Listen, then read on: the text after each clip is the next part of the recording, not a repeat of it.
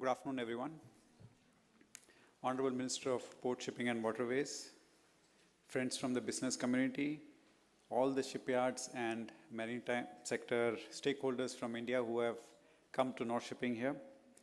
Let me begin by welcoming you all for the India seminar, which we are holding in the North Shipping. Friends, this is the first time India has participated in the North Shipping at this scale, where we have a pavilion which was set up for the first time in the 60-year history of North Shipping. And perhaps the leadership, which is very important because the entire delegation has been led by our Minister of Port Shipping and Waterways, which shows the commitment which the government has in this important sector. Friends, today we are having a series of sessions, and we will be looking at various aspects of India's maritime vision, which is being postulated by the government, as well as the Amrit Kaal Maritime Vision 2047. This is intended to showcase to the global audience the ambition and the vision which we have, and to show that India has a consistent policy and a framework in the maritime sector which is stable, predictable, and dependable. Our presence here is to showcase our intention to be a trusted partners in your future journey in this important sector, which is the foundation for international trade and coastal transport. Friends, Norway is the world's 5th largest maritime nation, but it's not only that, it has a very strong maritime tradition. Message for the Indian stakeholder is to develop the strong bond and trust with their Norwegian counterparts, as they can work with you in a cooperative and collaborative manner for mutual benefit. With this, allow me to welcome our Minister of Port Shipping and Waterways to make his remarks on India's maritime ambition and the policy of Government of India, which it has provided for the maritime stakeholders. Thank you all.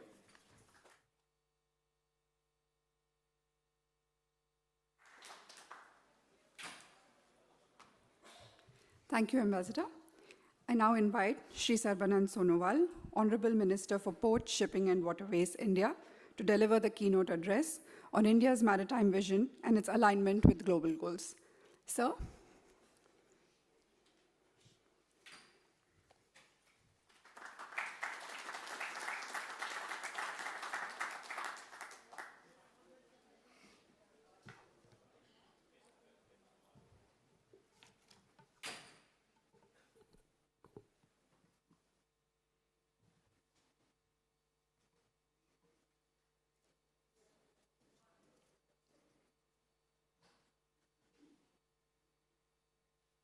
Namaskar.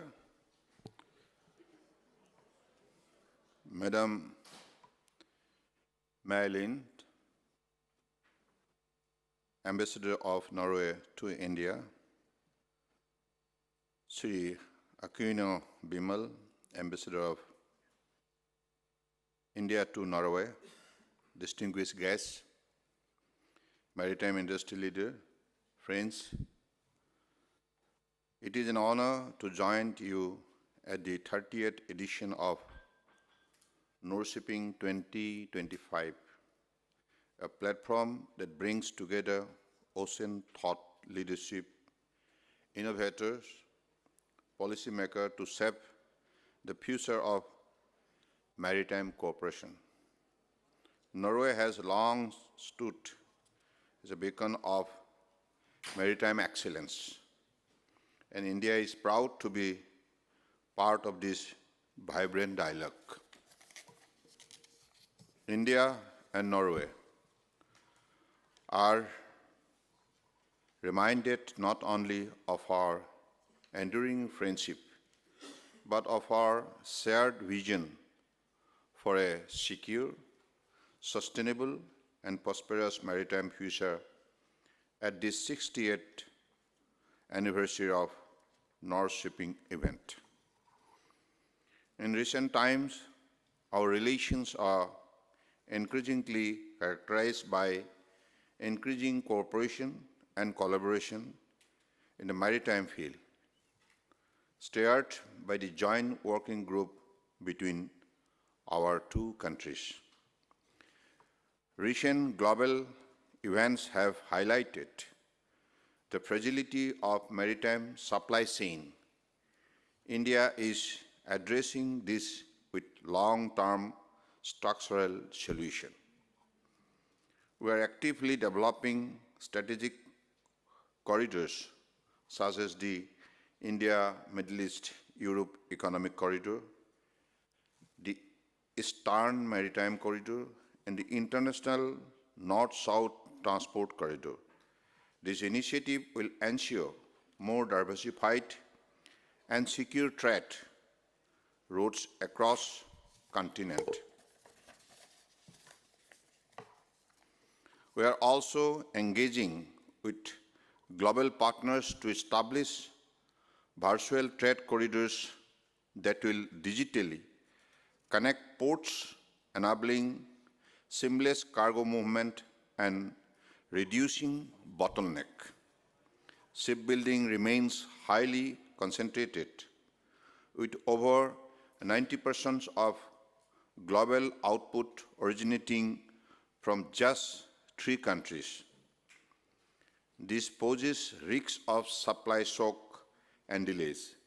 India is working to become a credible and competitive alternative. I am happy to learn that currently 11% of the ships under construction for the Norwegian ship owners are under construction at the Indian shipyard. Cochin Shipyard is constructing 2 hydrogen fuel cell container ships for Norway's Samskip under the Innova-backed Sea Shuttle project. This will be among the world's first zero-emission feeder vessel operating on green hydrogen and shore power. In addition, Wilson ASA has placed order for 14 diesel-electric short-sea cargo vessels with an Indian yards, marking a milestone in India's growing role in building next-generation energy-efficient ships for European owners. The Union Budget 2025-26 announced a revamped shipbuilding financial assistance policy for shipbuilding with credit notes for ship recycling, inclusion of large ships in the infrastructure harmonized master list, and facilitation of shipbuilding clusters. $2.9 billion Maritime Development Fund was proposed, along with basic custom duty exemption for shipbuilding inputs and extension of tonnage tax to inland vessels. Through policy incentive, ease of doing business, and infrastructure enhancement, we are laying the foundation for India to emerge as one of the top 5 shipbuilding nations by 2047. Indian ports today handles around 6% of global cargo. By 2047, this share is expected to grow to 15%. To support this, we are also working to significantly expand our merchant fleets. We have doubled our major ports' capacity in last 10 years. And now we are developing Badawan mega ports and Galathea Bay transshipment ports, Outer Harbour at Tuticorin ports, Tunatikra at Kandla ports, etc., targeting 10,000 million metric ton per annum ports capacity by 2047. Additionally, Gift City in Gujarat is evolving into a global maritime finance and ship leasing hub, offering a favorable tax and regulatory ecosystem and seamless access to global capital market. We are overhauling our maritime legislation, Merchant Shipping Bill 2024, Coastal Shipping Bill 2025, Indian Ports Bill 2025 have been placed in the Parliament, and we are hopeful to getting them passed soon. The new India welcomes business and offers a host of incentives to ship owner to flag and operate ship in India. Friends, sustainability is not a peripheral agenda. It is core to India's maritime strategy. We are enhancing port operation with green infrastructure, encouraging low-emission shipping, and building the foundation for a greener maritime economy. India's commitment to achieving net zero emission extend to the maritime sector through our Green Tug Transition Program, Harit Nauka, the Green Vessel Initiative, Harit Sagar Green Ports Guidelines. We are developing Green Gateway by integrating renewable energy, waste management, and sustainable practices in ports, sustainable ship recycling, and green shipping. India is establishing 3 green hydrogen hub ports, Kandla, Tuticorin, and Paradip, to support the manufacturing of green hydrogen and its derivatives and to pioneer the use of alternative fuel in the maritime domain. These ports have allocated more than 3,900 acres of land to private players for developing a green hydrogen project having potential of production of more than 9 million tons of green hydrogen and its derivatives per annum, with tentative investment of more than 16 billion US dollar. We are also proud to lead under the IMO's Green Voice 2050 initiative, assisting developing countries in their energy transition. Friends, you all are aware, Indian seafarers are highly skilled, hardworking, and one of the best in the world. India is currently the second largest seafarer manpower provider to Norwegian-owned ships.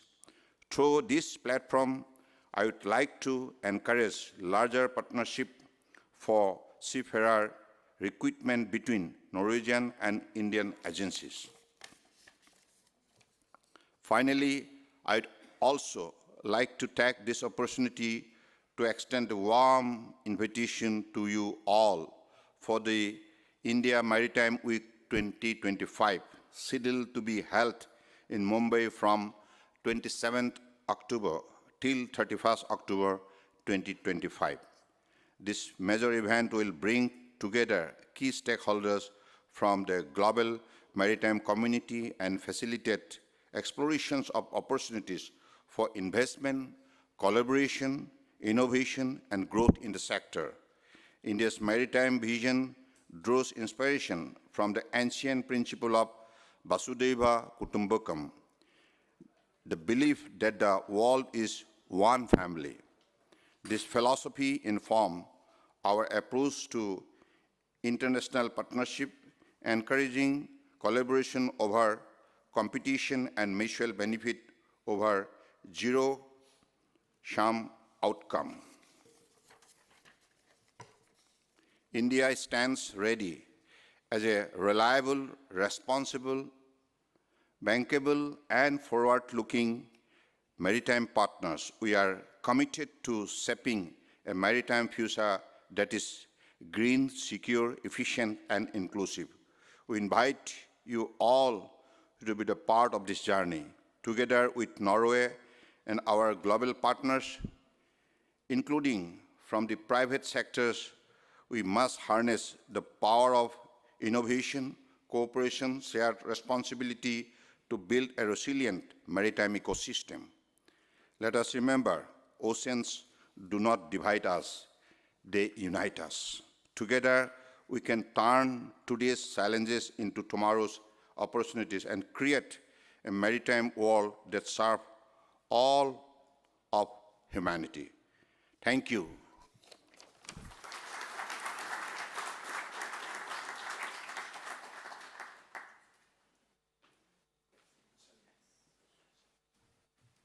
Thank you very much, sir. With the context now set, we move into our thematic discussions.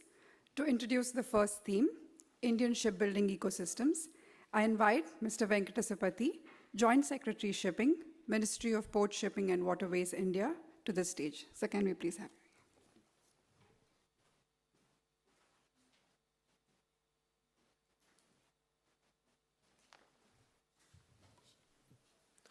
Honorable Minister, ambassadors, dignitaries, esteemed guests, industry leaders and stakeholders, a very good afternoon, namaskar.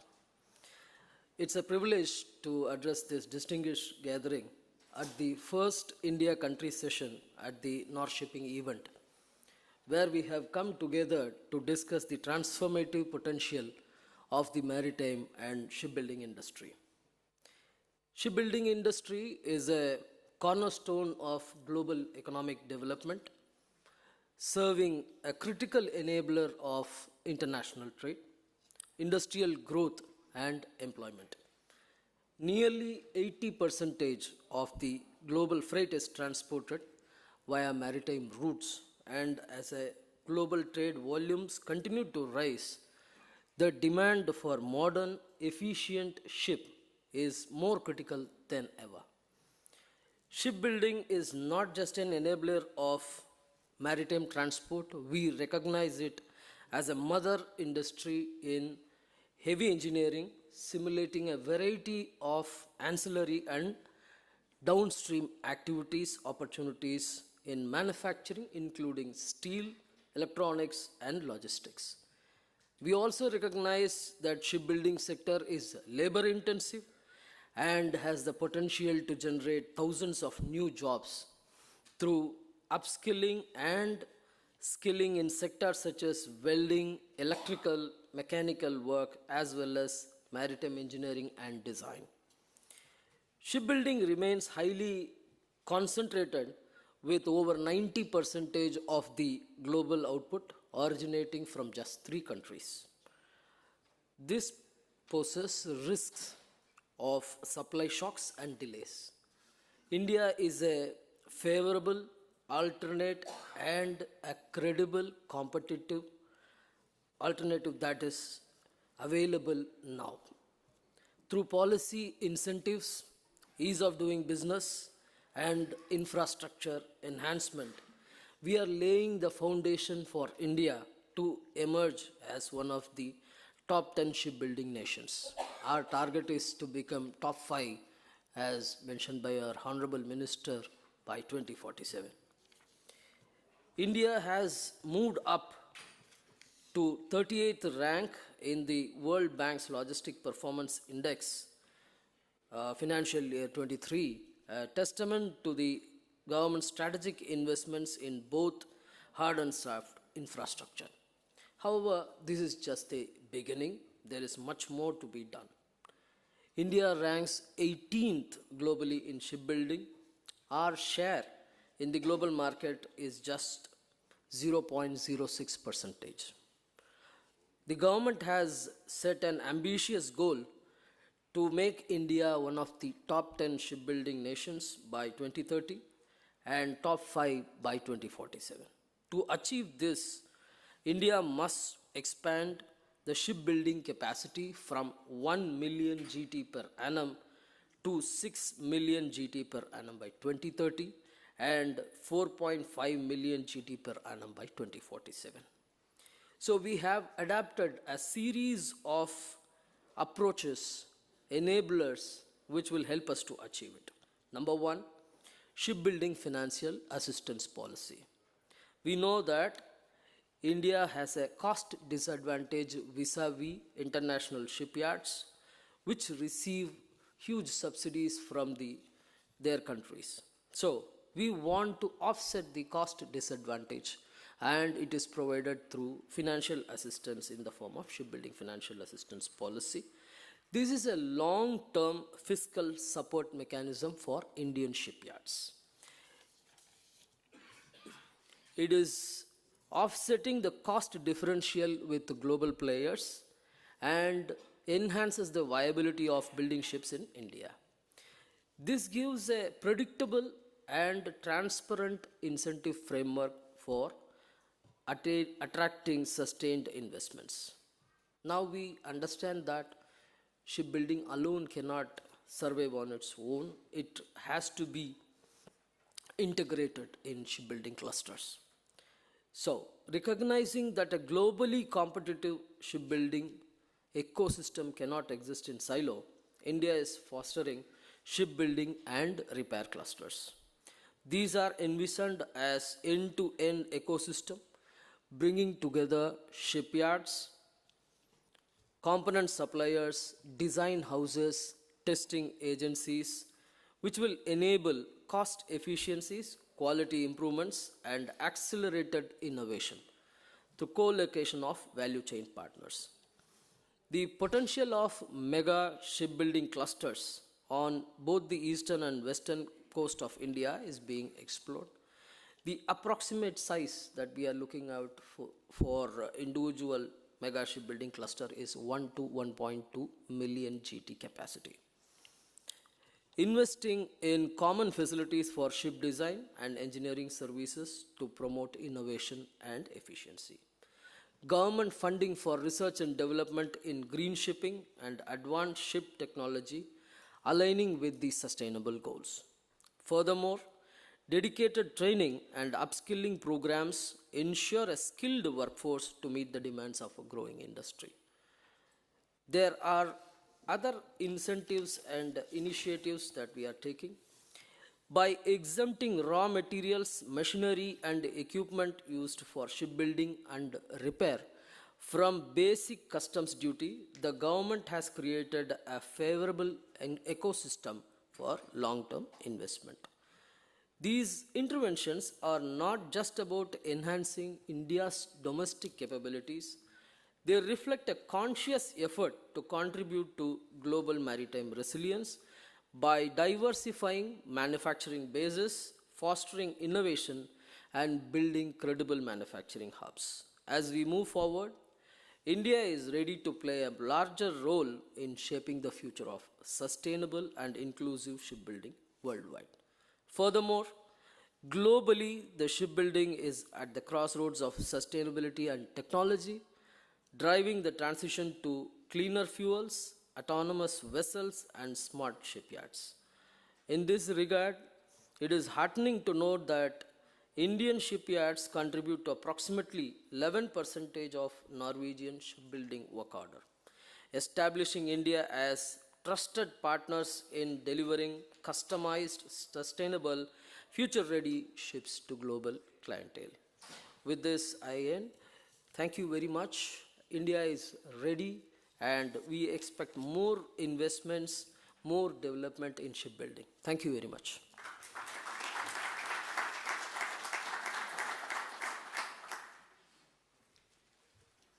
Thank you, sir. Before we transition to the panel discussion on this theme, I would like to invite Mr. Madhu Nair, Chairman and Managing Director, Cochin Shipyard Limited, to deliver his presentation.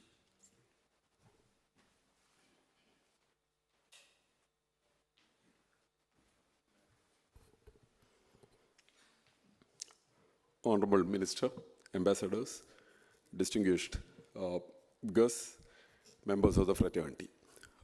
The context has been set here. We're talking about Indian shipbuilding and potential future. So I'd just like to touch upon a few themes which is under play in the Indian industry. There's a strong Norwegian connect also.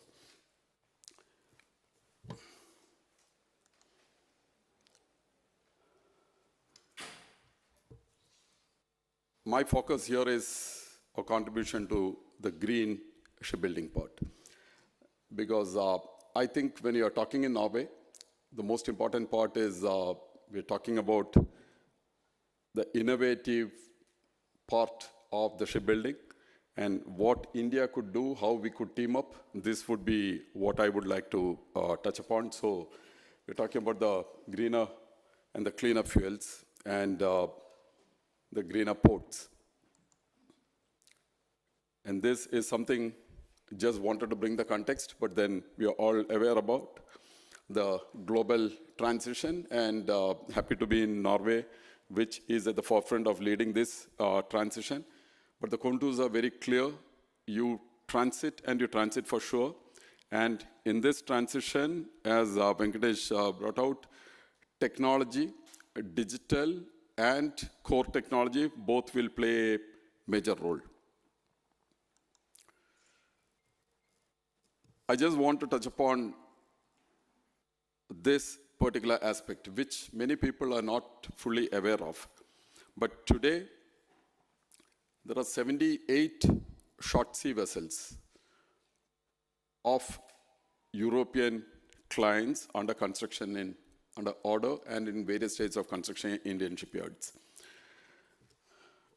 We are building, Cochin Shipyard is building, I'll just touch upon the leading numbers is with Chowgle here, Arjun is present here, so 42 vessels in the Chowgle shipyards, 22 vessels in Cochin Shipyard Limited, GRC 8 vessels, and I know for sure that they signed an MOI for another 4 today here at North Shipping, Mazagon Dock 6 vessels, so 78 vessels, and this shows the coming of age of Indian shipbuilding, because these ships are all from top-notch private sector businesses in Europe. And why it's come to India, it's a skill sets, it's a belief that's there in India, the policy reforms that we have brought in, and the cost competitiveness. And for such vessels, for the first time, we are saying that India is a viable option to the top 3 shipbuilding nations, and can we walk this talk together as a country? And here in Norway, again, the request would be with Norwegian businesses and Indian shipyards and design houses teaming up together, can we take this into much more strength? A few projects here, the SAMSKIP projects, zero emission, potentially the world's first hydrogen fuel cell feeder container vessel, been nominated as Ship of the Year here at North Shipping. I'm not sure what the announcements will come out. Various type of vessels at the Chowgle shipyard, and most of which have significant green components in it. Ships being built in a GRC for German clients, and the great part here is ships are designed by Indian design house SEDS and detail engineered at GRC. And again, Mazagon Dock Limited building vessels for European clients, again designed by Indian company SEDS. And I'm sure we have the other leading shipyards here, Larsen & Toubro is here. They're all looking at getting onto this bandwagon.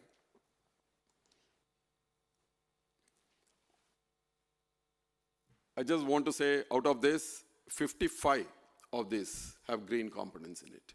And these are fully electric, hydrogen-powered, dual-fuel methanol, wind-assisted, solar-assisted, and green tugs. And I'll just touch upon some of these projects. The most visible project has been the ASCO projects, which Cochin Shipyard delivered. And yesterday, the Honorable Minister was on board the vessels at the port of Horten here. And what I would like to bring about is how this kind of collaborations. See, you can see all the names here. This is a vessel which is built by the ASCO Maritime, operated by a company called Masterly. MAS is for the autonomous marine, MAS autonomous systems. Between Kongsberg and Wilhelmsen, so Kongsberg and Wilhelmsen comes together, rope in a logistics provider like ASCO, come to India to build the ships. Quintessential global collaboration and proof of technology. So we built these vessels in Cochin and shipped 2 of those to the Oslo fjords here. this is something which we take great pride in, because there's no other place in the world where a local city ecosystem has got 23 fully electric vessels in the fleet. There's a Kochi water metro, and we are transforming this in the Indian inland waterways in the city of Varanasi and the city from where the Honorable Minister comes, Guwahati, Patna. So these are getting transforming mobility in India. Today morning, we have had good interactions with your Norwegian Minister for Transport, and these are areas where we could actually get much more connected. And this would need good cooperation on technology side. Arjun can talk about this a bit more later, but the Chowgla Yard's credible shipyard over the past many years, significantly pre-COVID and now post-COVID, significant vessels being done, and to some of the finest in Europe and with green elements in it. Cochin Shipyard building high-end wind farm support vessels, and these are two of those vessels are with the Ward Group Technologies, and for North Star of UK, DNV is a classification and technology partner here. And a further two vessels for German Cypriot clients with Kongsberg backup, but very high-end vessels. So these vessels can actually be built in India with cooperation, and if we can take such things forward, I would request the entire fraternity to be very clearly aware of the possibilities of this global cooperation. The Samskip vessels, 100% it's fuel cells, hydrogen fuel cells, Ballard fuel cells from Norway, designed by a Norwegian design company, detail engineered and supported design by a company in Mumbai in India, built at Cochin Shipyard. See the kind of cooperation which we can actually bring in here. CSL has developed India's first hydrogen fuel cell vessel, and this fuel cell is a purely Indian fuel cell, core Indian technology, and the vessel is now plying in the city of Varanasi. We can scale this up significantly further. Wilson Brothers, the largest short sea operator in Norway, 130 ships from the city of Bergen here, has ordered 12 vessels with 14 vessels with Cochin Shipyard, and potentially more to come. And first vessel has been delivered. The second vessel is ready for delivery. We just gotten into monsoon. Immediately, the moment we get a window, we can try the vessels out, and fitted for wind foils. Smaller things also. We take pride in a small tech company in India called Navalt, bringing out Aditya, probably the world's first fully solar powered vessel. This is actually like horses for courses kind of an approach. For the placid waters we have in Kerala, this vessel is doing great because there's no fuel on board. It's just the solar panels you see on top. The Indian initiatives and policies, Venkateshpati brought this out, but let me just touch upon a few large themes. I won't get into the details. We can discuss this much later. But the Harit Sagar, it's a green ocean program, the green port guidelines, the National Green Hydrogen Mission of the Honorable Prime Minister, and allied with that, various programs under the shipping sector. We have set up this National Center of Excellence for Green Ports and Shipping, in which there are cooperation happening, and we have requested the Norwegian side to be much more strongly involved. This is to create the tech and the belief and research into the next generation. The National Coastal Mission, a significant green tug transition program. I have a slide on that. And the Harit Nauka, which is a green vessel transition program. We're talking 1,000 vessels converted into green over the next 10 years. Major initiatives, India is a trusted partner to the Green Voyage 2050. We are probably the first pilot project for Norway's Green Voyage being implemented by the IMO. CSL has our USHA's maritime startup programs, the National Center of Excellence, as I said. We have set up maritime parks, and as we move forward, much more to come. In the Harit Nauka, various elements, R&D, capacity building, alternate fuels, inland waterways. This is big because mobility in India, urban, semi-urban mobility is big in India.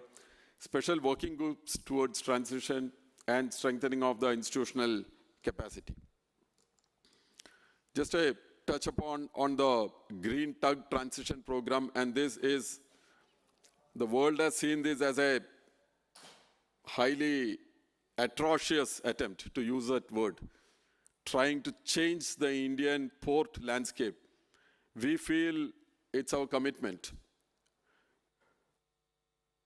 By the time we'll be the third largest economy in the world, it's our moral right and it's our moral duty to do this transition. People have not believed in this, but here under the honorable leadership of the Prime Minister, the honorable minister is here, we are determined to make this happen. And we are talking, India is the largest growing port sector in the world. We would need about 400 tugs in our waters. And we are saying there's a particular year by which time all these tugs will have to be green. No other country has attempted this at this scale anywhere in the world. And this would open up significant opportunities for all of us.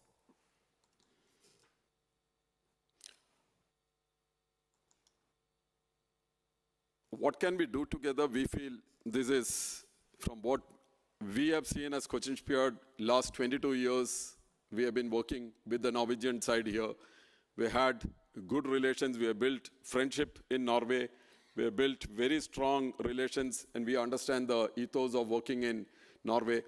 But we feel whatever we talk has to be long-term. There can be no quick fixes. Of course, individual projects would help in moving in that direction.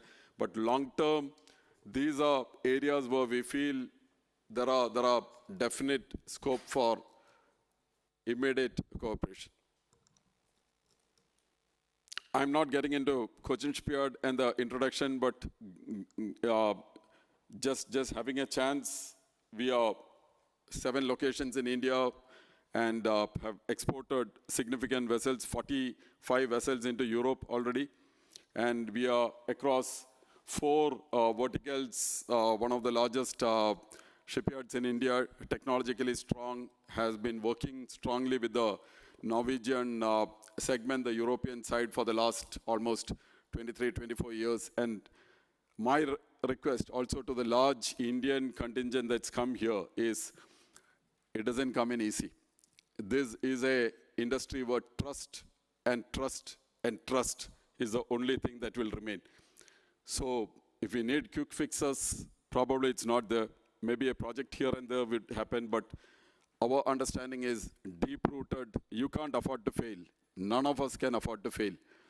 Because of a failure, one failure, this is a very, very small group. Everyone knows everyone else. And failure and distrust spreads much more faster than the trust and success. Large facilities, we have invested about $350 million to create large facilities, heavily on the human resources. That's it. Thank you, and please do reach out anytime. But I'm sure it was not about Cochin Shipyard. This is about India. And this is about what India can bring to the table. And for sure, Venkatesh Pati used his word that 90% of the world shipbuilding is spread in 3 countries. It's actually 93%. I feel, coming from business, I feel it is not correct. I'm putting it very mild. It's not correct. It can't continue. This needs to change. And together, let's make this change. Thank you.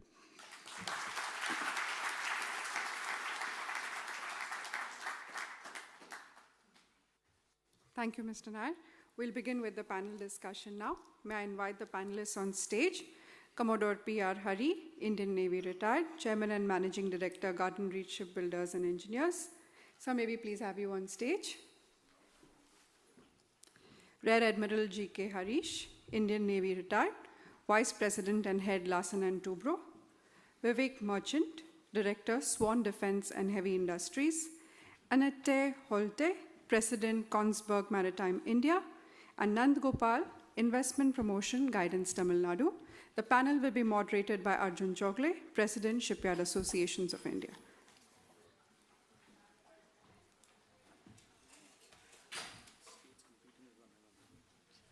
I'll tell that we are the one you want to compete.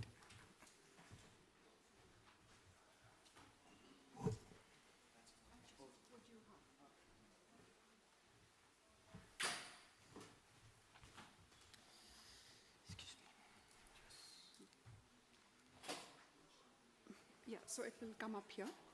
Yeah.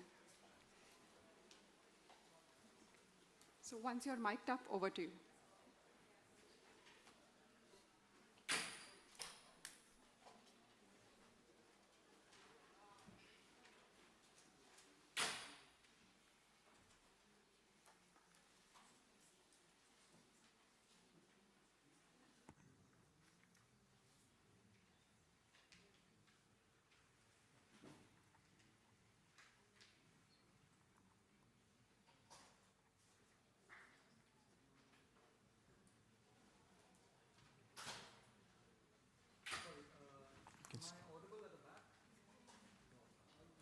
You can start with him.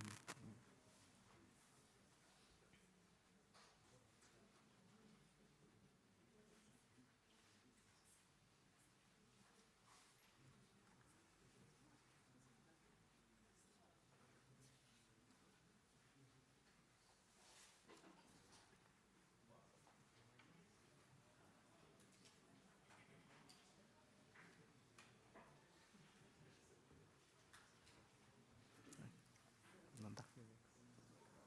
Is okay.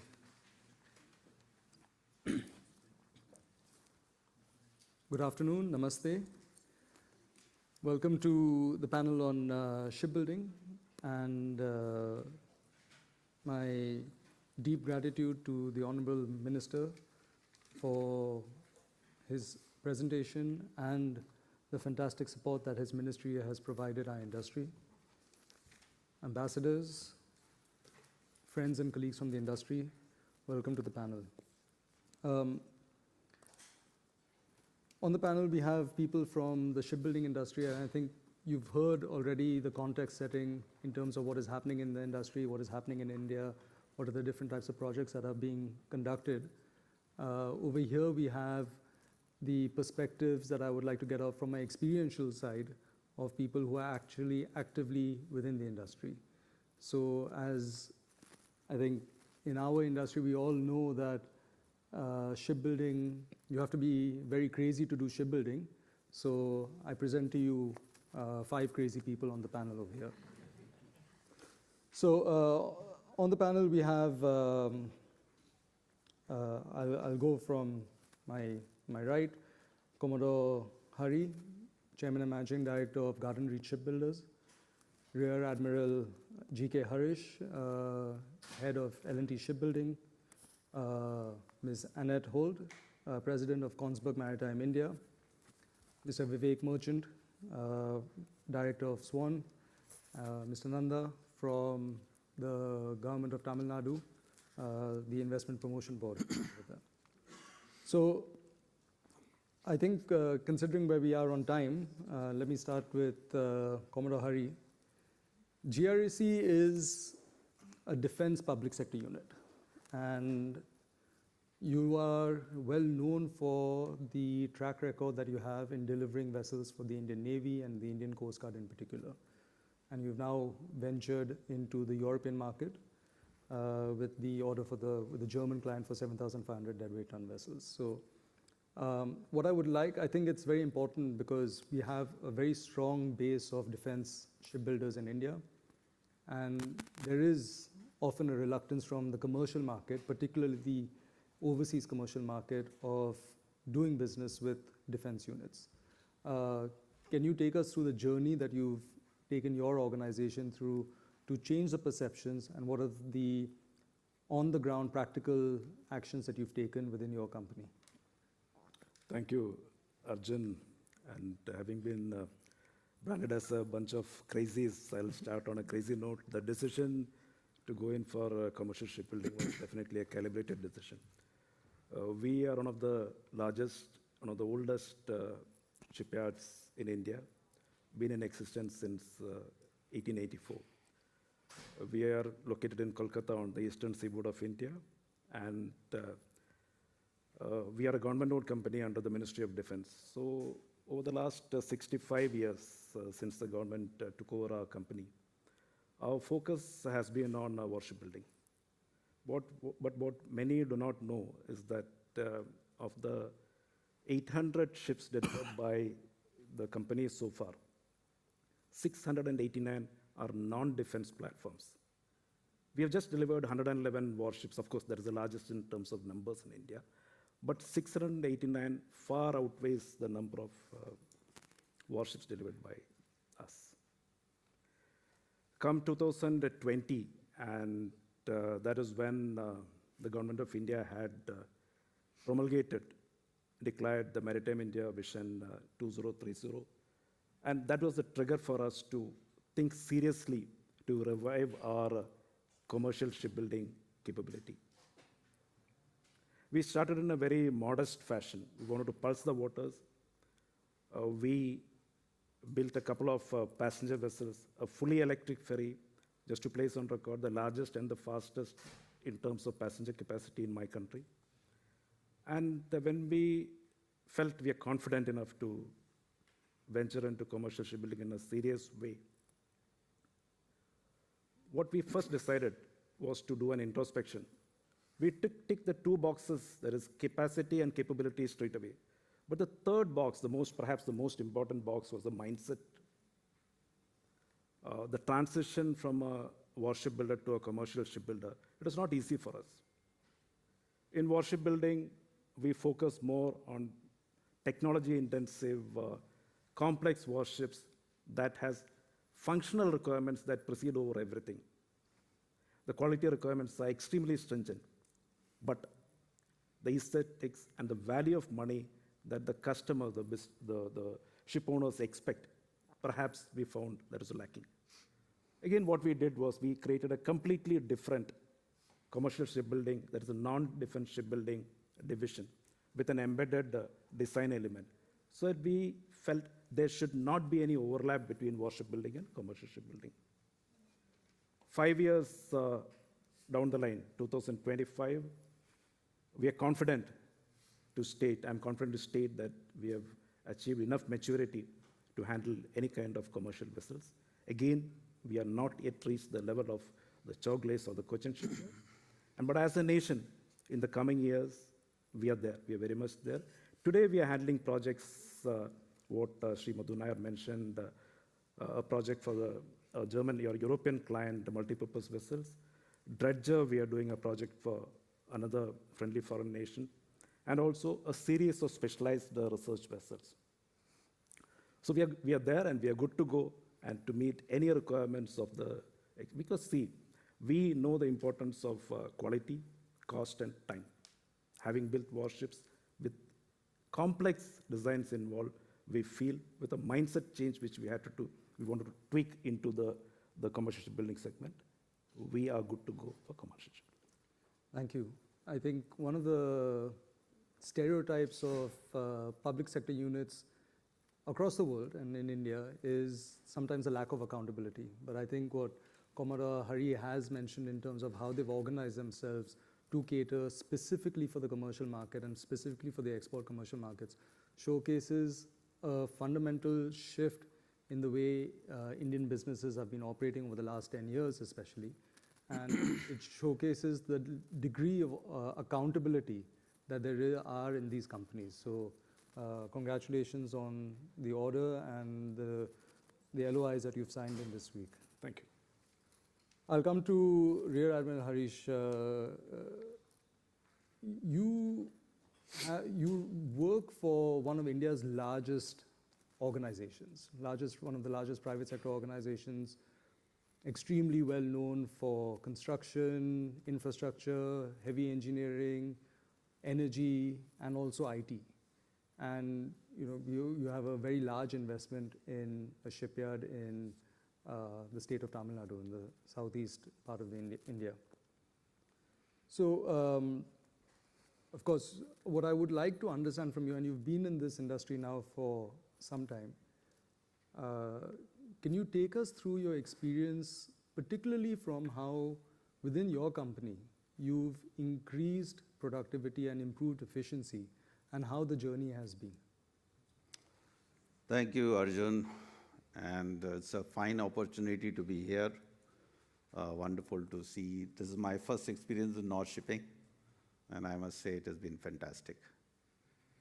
Productivity, in my opinion, is guided by three essential P's. First is process flow. This is very important. So we created this yard at almost 3,000 to 4,000 crores investment on the eastern coast of India. And since it's a greenfield shipyard, it has a good workflow. The shops have been designed in such a way that the crane capacity and there is a linear flow of material. And we have a shiplift facility. So that gives us a lot of operational flexibility to, ship vessels, put them on dry berth and execute work. Another important thing in process flow is how do you make sure that you have three essential components for shipbuilding, which is very important. One is, of course, making sure that the drawings are there. The second thing is material is there.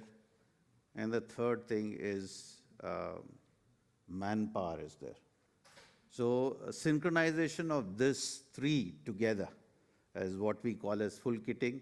Make sure that there are no idle man hours for the contractors, because if they are looked after, then your industry is looked after. So it's very important to get the process flow and material availability right. So that's the first process flow part. The second part, which is very important, is pre-outfitting, because you know that you will be investing, we all know 1, 3, 8, 10 rule. If you do the outfitting work at the earlier stages, you will save money and you will save costs. Of course, our criteria and our effort always is that if you divide the full project duration into 50% for design and procurement and 50% for execution. So in the commercial ships, which is our next focus, we get standard design, unlike the naval ships, which are custom designed. So you have the design available on the right day go. You have the sources of supply known to you very clearly. So they are highly amenable to pre-outfitting. And that gives you that leverage in terms of both time and cost. And the third and most important is the processes and the pre-outfitting can get taken care only when you have the right people. So it's very important, they say that if you take care of the people, then the work gets taken care of. So we have a far-off location. We have a labor township where we provide all amenities. We also have some amenities for our own staff who stay close to the yard. And we also provide accommodation and other amenity facilities to the customer and their crew. So the next aspect is how do you de-skill the people and how do you train? So L&T, as you know, has created special training establishment called CSTI in Kanchipuram, where our people are being trained. And we have gone in for a lot of automation, like Cobos, FlexTrack, and orbital pipe welding machine, etc. The idea is we need to de-skill the people. We are not going to get skilled manpower. It's going to be tough.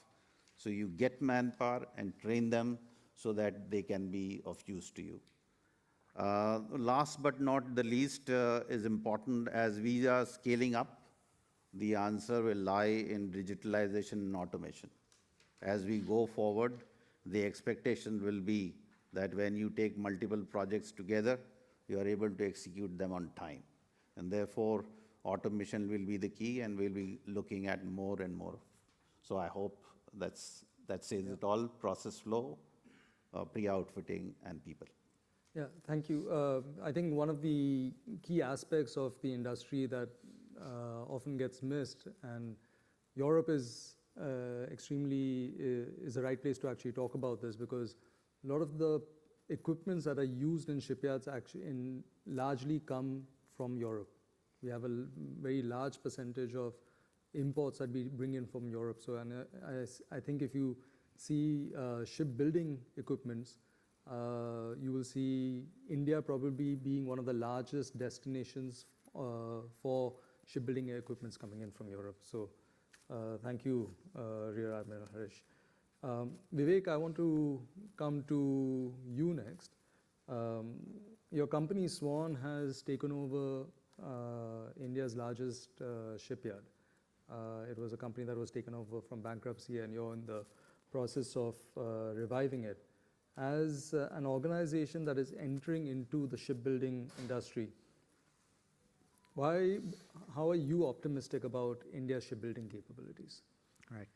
Thanks, Arjun. I think on a very macro level, India has a 7,500 kilometer coastline. So you can't ignore the maritime sector. I think today transportation is most cost effective via sea or via inland waterways. So this is a sector that we have to focus on. Point number two is there is political intent. There is definitely a policy push. I mean, we're seeing here today we have the largest gathering by the Indian subcontinent at an exhibition such as North Shipping. That's very encouraging. Not just the financial assistance, but also the fact that there's a long-term play on indigenization. The Make in India policy and the Atmanirbhar policy is also something that is very encouraging. We do not have a shortage of manpower. We have skilling centers where we have skilled manpower, but along with skilled manpower, the advantage that we have in India is cost-effective manpower. So that's another key differentiating factor that we have in India. And I think in general, call it luck, maybe it was luck, but this sector is in the upcycle, and there's a lot of demand, not just in the defense space, but in the commercial space as well, in India and across the world. And we plan to participate in that growth story that India can have over the next few decades. I think the legwork in this industry has been set up very well by industry stalwarts like yourselves, and we're ready to mature into a global shipbuilding nation. And I think we find that very exciting, and we want to be part of it. And how's your experience being, how have government policies enabled your experience in transitioning what was Pipavav, right, the shipyard, into what your vision of building it out? So we started evaluating the sector 5 years ago, and I think that was, so traditionally India is focused on shipping and ports. It's been relatively recently that shipbuilding has been given such a big push. So we've studied the sector, we've analyzed our facilities, understood the technical capabilities as well, and I think the long-term vision, as I said, and the policy on financial assistance makes us competitive, especially for the larger ships, which have been dominated primarily by the East Asian countries. The gap funding required is available now, and we see that we are price competitive with the East. So I think not just exports, but even we have the Sagarmala program, which we haven't spoken of, inland waterways, coastal shipping, which is something that we focused on for European customers. That's something else that we can get to India as well. And I think there's a policy push on that as well. So I think there are a few factors like this which really, I think, has a long-term support from the government, and we should be able to succeed. Okay, thank you, Vivek.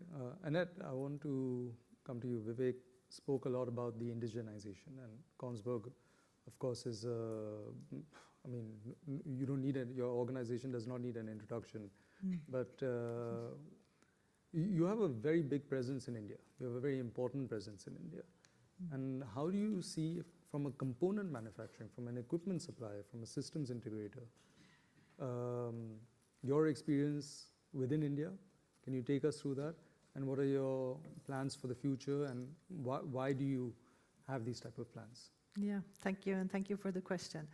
And first, I would just say that I was quite proud when I saw the presentation that Mr. Madhu sir was presenting. I think there's so much happening in India already, and it's on a great way towards sustainability and green shipping. So that's something that India definitely should showcase more to the rest of the ship owners. So, as you said, we have been in India for quite a long time. We started already in 1955.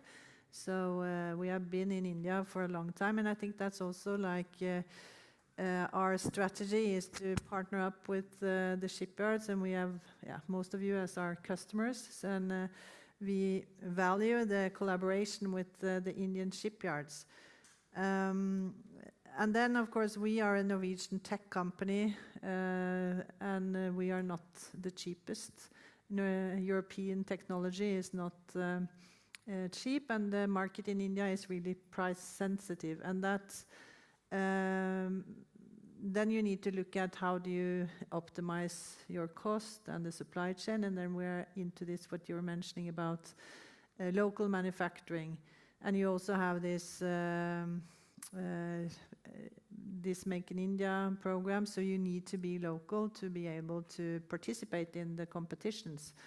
So what we have done, and of course it's the chicken and the egg, to invest you need to have a return on investment, you need to have some contracts. So, but what we did in 2011, we started to look at our water jet product and started to explore manufacturing capabilities in India. So in 2018, actually India became an integral part of our supply chain. So we don't do it just for the Indian market, but we also do it for the global market, because that makes it more viable and a better business case. So we have a local presence. We also invested in Cochin, set up a new facility, an office in the International Ship Repair Facility at Cochin. So I think we are investing, but it's we also need to have contracts. We need to get awarded, and we also was recently awarded the RAS tankers, the FSS tankers, built mainly at Hindustan Shipyard, but also at L&T. Yeah. So there we really looked at the global or Indian supply chain, and we were able then to go up to 60% local content. So of course you need to make some efforts to do it, and it is possible. But it's also one part of it is to make sure that we also don't compromise on the quality. We need to have proven supply chain partners. So it also takes a bit time to look at the quality and make sure that we also continue to provide the quality that we would like. So I think it is like it's possible. You need to look at it. You need to bring down the cost, as some people also said. Is the Indian shipbuilding compared to, for example, China, is the prices is higher. So we all have an effort to do to try to bring down the prices. So, but that is also done by partnerships and looking at the supply chain. So, yeah, well, pricing eventually boils down to arithmetic in terms of what your input costs are and your productivity as a function of that. But overall, has your organization had a good experience working with Indian shipyards? Definitely. And I think with Cochin Shipyard, we have been having a really long collaboration. We have delivered 25 ship design project with Cochin Shipyard. So we definitely have a good experience with Indian shipyards. And of course, it's with the upcoming industry, I think it's also even more interesting. And but it's also to showcase it internally. I do a lot of internal communication and also to make the people aware of what's happening in India.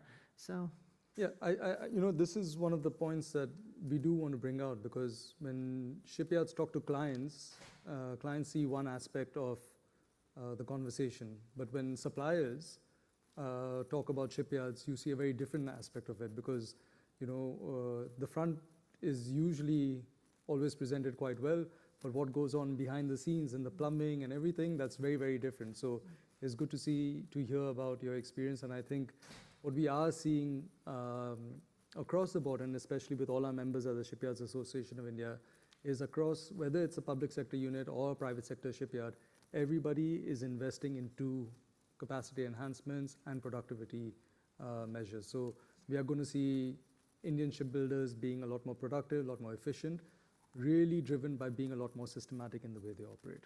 So, Nanda, I want to come to you finally, and I requested that you be a part of this panel at the very last minute, and thank you for this coming in. And just to give the context to everybody, India is a very, very large country. All the shipyards over here that are on this panel speak different languages in the shipyard and have very different cuisines in the shipyard. That's really because we all operate in different states. India is one country, we have one central policy, but the policies are actually on the ground implemented by the states. So we have a federal republic system in that sense. You're from a state that is really at the forefront of industrialization.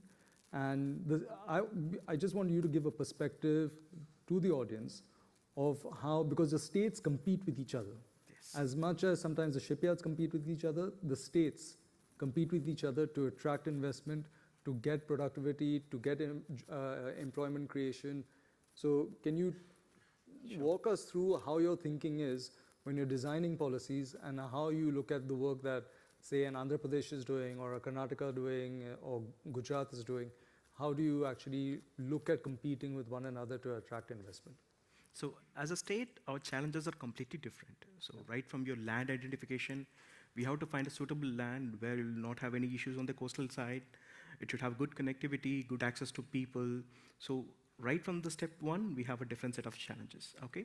And also as a state, we've been so far excelling in the auto sector and the electronics and the life sciences. So shipbuilding is something that we wanted to enter into and capitalize as fast as possible, okay? So when we think about shipbuilding, we are not just thinking about getting one shipyard and being happy with that, okay? We want to develop the complete ecosystem, right from the shipyards to the component manufacturers, to the material manufacturers and the services ecosystem. So that's the whole picture that we look into, not just with the shipyards. So we always take the top to down bottom approach, where first we bring in shipyards and then their associated component manufacturers and then their associated vendors for that. But again, along with the ministry, we've identified 2 shipbuilding clusters. So one shipbuilding cluster will be for a large shipyard, the other ones will be dedicatedly for the Indian shipyards, okay?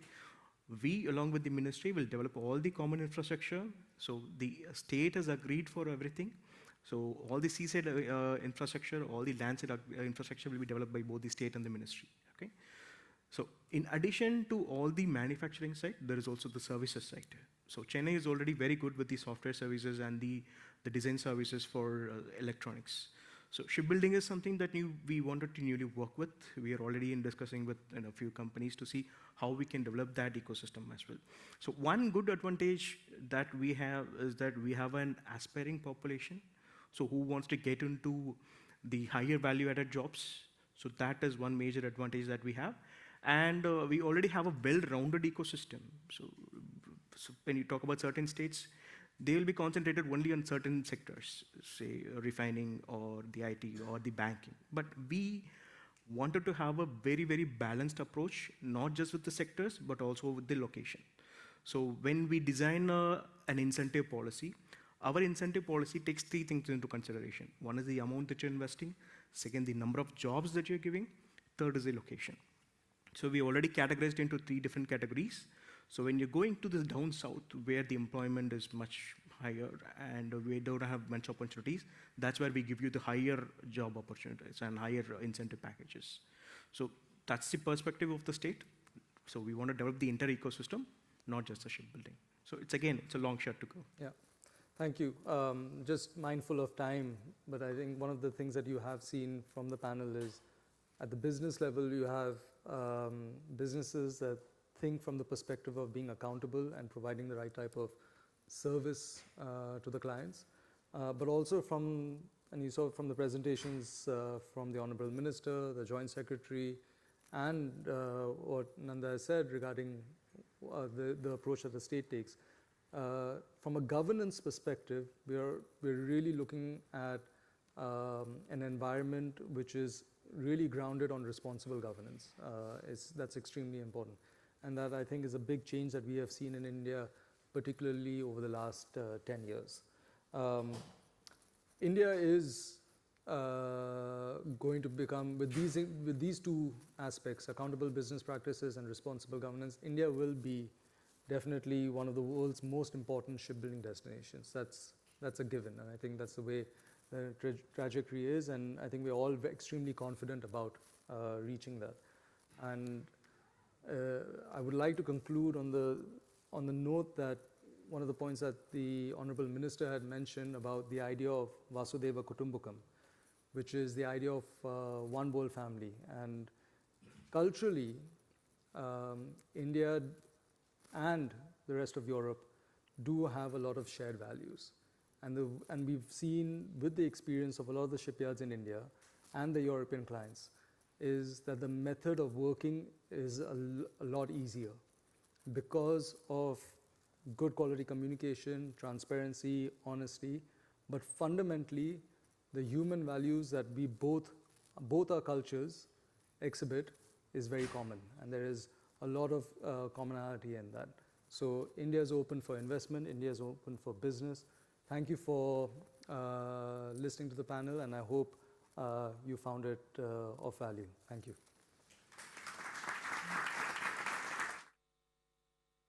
Thanks, Arjun. Thanks, all the panelists.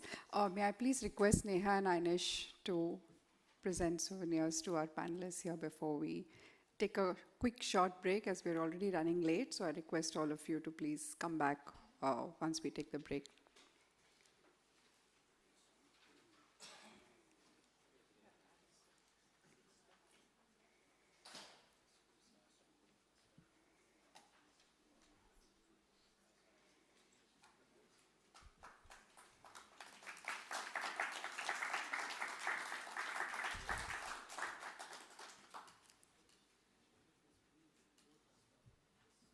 Okay. Yeah, just a indication from Mr. Venkataspati that these are souvenirs from the Lothal National Museum Heritage that we are having developed there. So would you like to add? Can I send you a hand mic? Okay. Okay.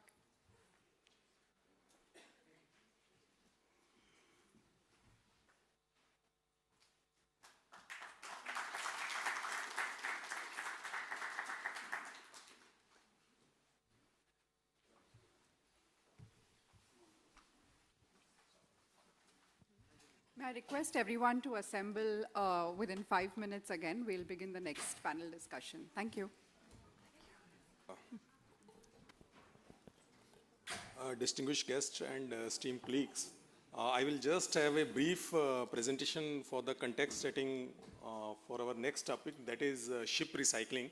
And I think it is the very apt time when we are having a session on this ship recycling, when this Hong Kong Convention, the main convention for ship recycling, is going to come into force in next few days, I can say. So I will have just a brief presentation for the context setting. As you all know, basically, India is the second largest ship recycling country. And we are the first few countries who have ratified this Hong Kong conventions. All the regulatory framework has been done. Our legislation is in force. We have already enacted the Ship Recycling Act as well as the ship recycling regulations. And also the Gujarat Maritime Board. They have also notified the safety regulations 2003 and ship recycling regulation 2015. Our 98% of Indian capacity is in Alang, one of the coastal state of India.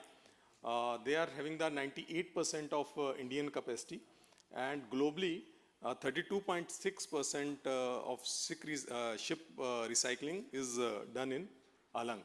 So my presentation will mainly focus on our ship recycling facilities at Alang. Presently in Alang, we got the 10-kilometer seafront. It all started in 1982.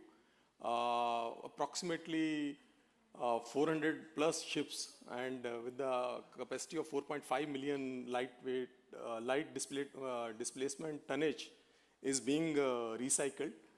And they provide jobs to 15,000 direct and 1.5 lakh indirect employment opportunities. There are total 115 our plots are Hong Kong compliant.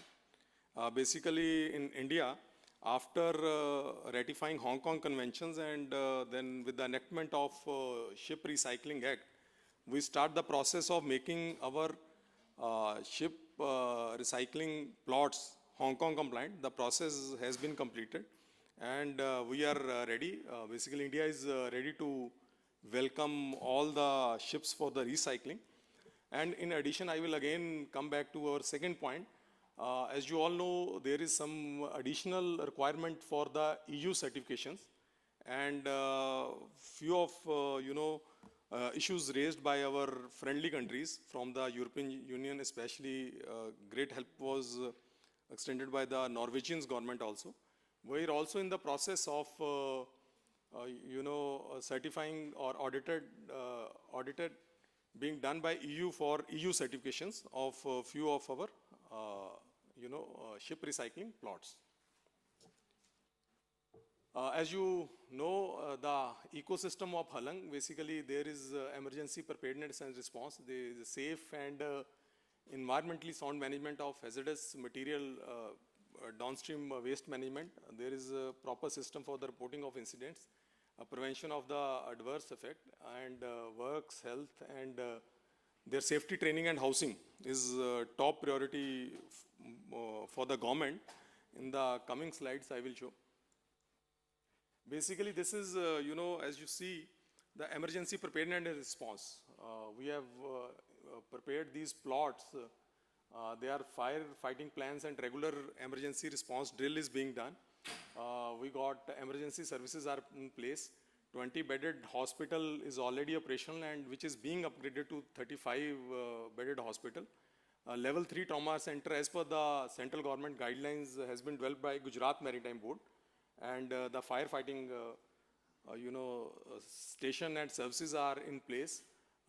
There are just 2 photographs of CT scan and MRIs all required in the trauma centers. They are in place.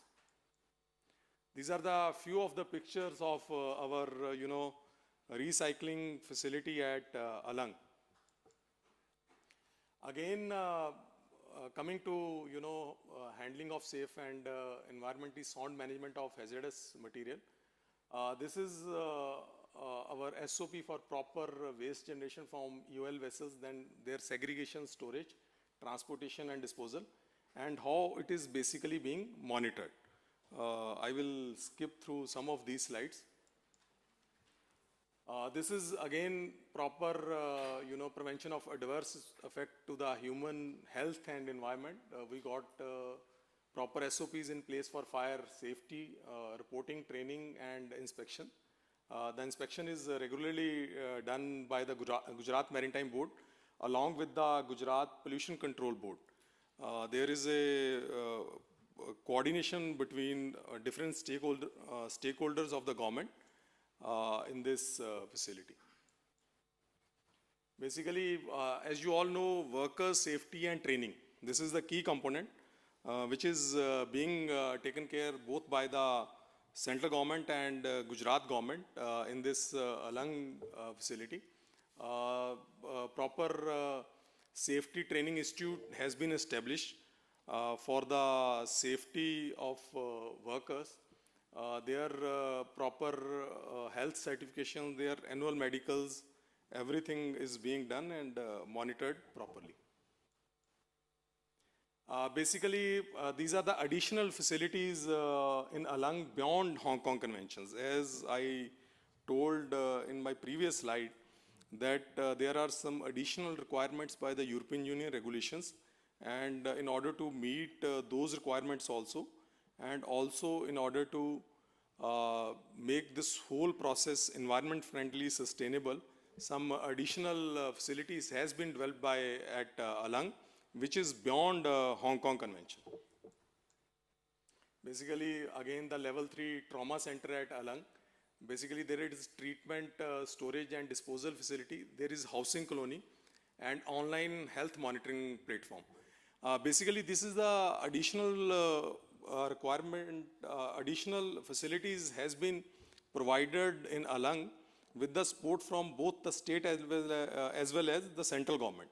The state government is actively involved with the cooperation from the central government. These common facilities has been developed through the funding from the state and central government for all these, whether it's trauma center, whether for common treatment, storage and disposal facility, and in case of the housing for the workers, employed in this Alang facility. Our future goal, basically, as you know, the present profile for this Alang is it is having the capacity from 4.5 LDT.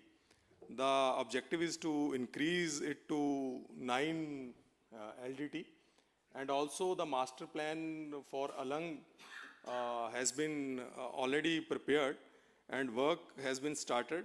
We want to increase, presently we got the front of 10 kilometer, we want to increase up to 20 kilometer. And also the government is planning to have these recycling hubs in other states like say Odisha and Andhra. Basically this is just a master plan for the proposed expansions with the timeline. The first phase will be from 2025 to 2029. Then there will be second phase from 2030 to 2035. Basically, this is upgradations of TSDF at Alang. These are few of our targets which we will achieve. Thank you. In addition to this, just I want to add, along with this, the ministry is also actively working on credit notes. Because as you are well aware, this ship recycling is one of the component of whole life of a ship. So to have a circular economy for this ship recycling, the government is proposing to give some credits which can be used by the ship owners for the construction of their vessels in Indian shipyards. To fully, make this whole process or journey of ship in a sustainable manner, these credits can be used by the ship owners in the construction of vessels from the Indian shipyards. Government is actually working on this policy, and very soon we are coming up with the policy. This is in addition that the government will provide this credit note for ship recycling in India. Thank you. This was a brief, presentation to set the context. Now I will have to play the role of moderator also. No, I think I can sit. I will use this mic or I'll just be.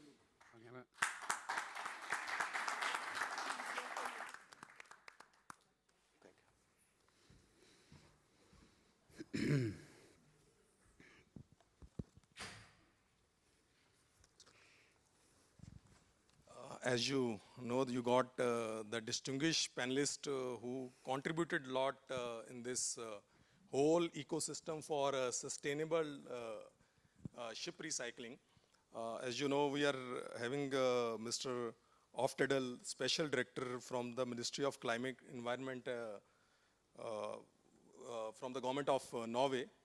He played active role during the Hong Kong Convention and all the basically greenhouse gases emissions in the IMO. So my first question to you, sir, as you all know, this Hong Kong Convention is going to come into force. Basically, what is the main idea behind, when this convention was conceptualized? This is my first, question to you. Thank you for asking this question and also for raising this important topic issue at the India event here at the North Shipping. Now, when ship recycling came up on the international agenda in the very late 90s, we didn't have a dedicated framework on this issue. Of course, when it comes to activity on land, that is up to the various governments in the various countries. But to have the full cycle from the construction of ships, operation of ships, and ships going into recycling and recycling activity, we had no such legally binding framework. And then we all actually found a good reasons to, well, we need such a framework. And of course, in the beginning, it was various interest from typically recycling countries, and also typical flag state interest, and then the various other states. So it became quite clear quite early we need to have a dedicated instrument in order to address this issue. So we are certain that it is safe and also environmentally friendly. Now, when we did this, of course, it's quite complex because you need to also address the interface between the sea and the land. And actually the idea was to have compatibility between the ship going into recycling and also the recycling activity. So this was quite a challenge. And also when you develop a convention, you need to make sure that the convention is not just a piece of paper nobody can comply with. It's just a piece of paper which can easily be circumvented and you can just go around it. And so then that piece of paper have no implication. So we needed to draft this dedicated instrument in a way where both it was a possibility for the flag states to comply and also for the flag state to find a way where ships could be recycled. And also in that time, it was some main ship recycling country. And it is a reason for there are some selected ship recycling countries because it is actually how the economy is constructed and organized in these states. So that was the task, and that is what we did, and we find a very good balance in my view. However, of course, then the task to get it into force was important, and I appreciate very much that India has ratified, and we as Norway as well, and we need to work together and to make it work. But also, along this route, it is also important to establish the certain amount of trust among all players, because we all know this has been a kind of profile issue in the media, etc., etc. And we need now to demonstrate that the Hong Kong Convention will work, and we as parties can cooperate to make it work, and we can avoid that this is circumvented. So actually the big volume, because the big volume is in 3 countries, and India is one of them, the big volume is then compliant, and that we can work together to make that the process of the convention and the content of it is constantly then updated to the benefit of us all. That's the short story, and sorry for taking so long time, but yeah. And quite interesting. But again, one additional question to you, Mr. Oftedal. That once we are having the Hong Kong conventions, that is the basically regulatory regime for the ship recycling. Then don't you think some additional regulatory regimes like European Union? Yes. There should be one international regimes, and all countries should follow that regime to have a clarity for the regulatory framework, also a bankable regulatory framework for this? Yes. If you ask me, the answer is yes. We only need one global framework on this issue, and we have it, and we need to make it work. Together we need to make it work to show that we can implement it properly, to show that we can enforce it both at flag state and recycling state, and to demonstrate to Brussels that, well, this instrument is good. And also, you know, it is 2009 it was adopted, meaning the content of the convention has been locked since then. And years go by, so we need to look into now. We will have an experience building phase at the IMO. We'll need is there a need for any updates, you know? So also that the European member states get trust in this instrument and they can say, well, this is good enough for us. Okay. My next question to Madam Tone. Basically, you are also working with our Indian recycling plots or at Alang, and you are also helping them for the certifications. What is your experience while working with the Indian recycling yards? First of all, thank you for inviting me here to speak about the ship recycling in India. DNV had a task from the European Commission to start assessment of Indian ship recycling yards already in 2016. We have reviewed and visited Indian ship recycling yards in back then, but then the Basel Ban Amendment came along and we paused that inspection regime. We were quite happy with some of the yards that we saw at that time. There were some issues with which you already shown on your presentation with the hospital emergency response, access to emergency response, and waste facilities. But now, as last year, the European regulators, they upgraded the waste shipment regulation and opened up for ships that are located in non-OECD countries can be recycled in non-OECD countries, even though there is an OECD flag state for the ship. So that means that European Commission took up again this work, and we have started assessing the Indian ship recycling yards. We have actually 31 applications at the moment from India, and we have been visiting already 5 ship recycling yards, since the beginning. I can't tell you the details before it's published, but I can tell you that it has been a long journey. We were there in October, but it takes time, and when it takes time, it's a good sign, you know, because then we look thoroughly through everything. In the end, when we have agreed with the European Commission and made a recommendation, it's up to the member states of the European Union to make a vote. But now the Hong Kong Convention comes up at the same time, which is kind of not planned, but it's a coincidence, or what can you say? So it's very interesting, and my learning from this is that I've seen that India is very willing to share. They explain their methodology. They're very eager to listen, and we share experience. I mean, we have been inspecting 60 different ship recycling yards worldwide, so we have a lot of experience. But it's very nice discussions when we are in India. And we are discussing safety, workers' health, how to protect the workers. But of course, it's a huge work when we start with a new country. I mean, we have already many yards in Turkey.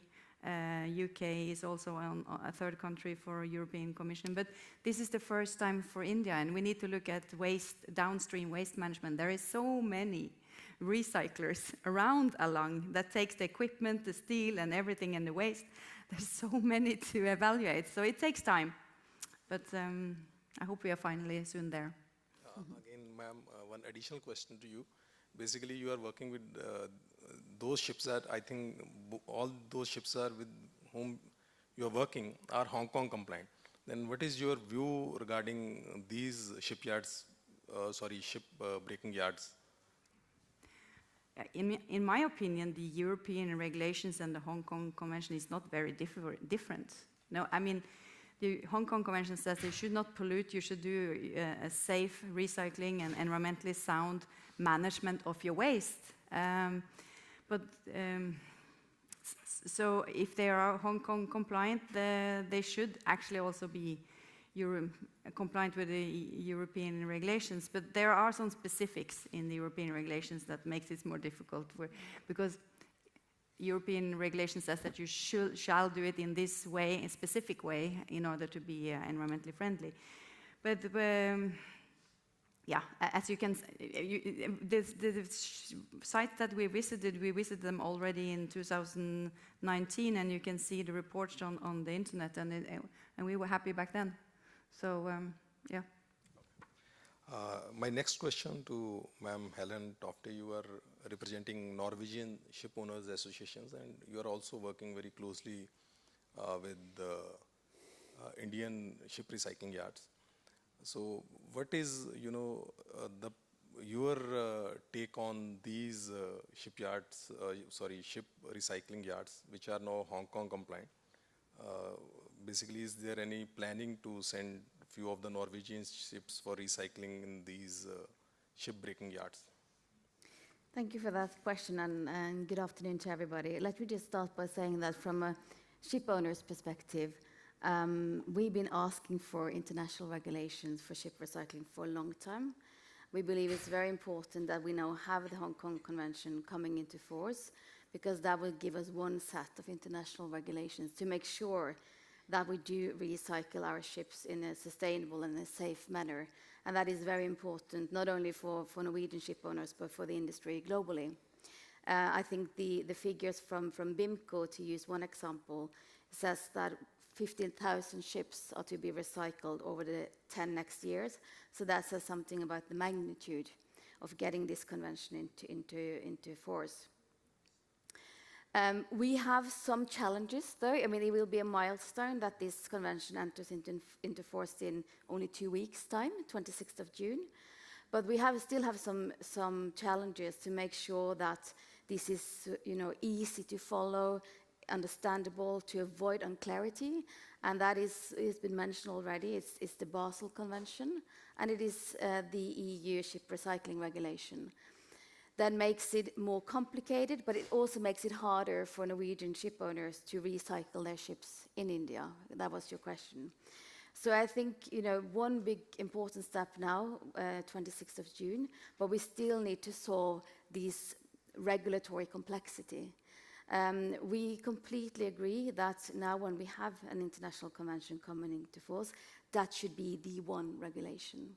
But that means that there has to be an agreement between the Basel Convention and the Hong Kong Convention, that the one we follow is the Hong Kong Convention.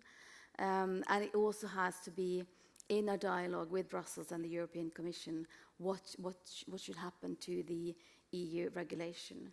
But of course, currently we have the regulatory regime that we have, and our members follow that. It's complex, and it also makes it harder to recycle ships in India. And we were discussing before this panel, as long as we have the regulations, the different regulations, that's of course what we adhere to and follow. But wouldn't it be quite fantastic if at the same time as the Hong Kong Convention enter into force, you would have the first Indian ship recycling facilities at the EU list? That would also be very important and a big step forward. But at the end of the day, we need to agree one set of common regulations. That would be the only way to make it clear, to avoid complexity, and also to make sure that we all do this in a proper manner and in a sustainable and safe manner. One additional question for you also, ma'am. Just your view on the proposed Indian government scheme for this credit note for the ship recycling. What is your take? Because you can get the credit note for the ship recycling, which can be used for shipbuilding. Basically, it is a part of our circular economy also. Well, I think it's interesting, and we take note that there is high ambitions from the Indian side on the ship recycling, but also on the shipbuilding. Currently, I think the regulatory side is what is sort of most critical for our members, to make sure that you find one clear way of doing this going forward. But these the new incentives and the new proposal from the Indian side is of course very, very interesting. Okay, I think due to the paucity of time, I would like to thank all the panelists for putting their views in a transparent and very clear manner, your view on this Hong Kong conventions and also the proposed our credit note for the ship recycling, which can be used for the ship building also. I think that will be of much use for all the, my stakeholders who are listening to our discussion. Thank you once again. Thank you.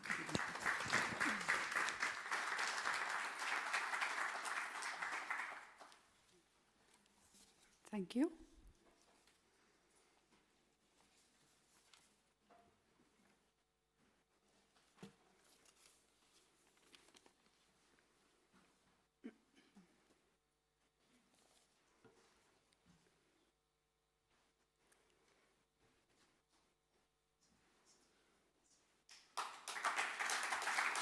Thank you very much.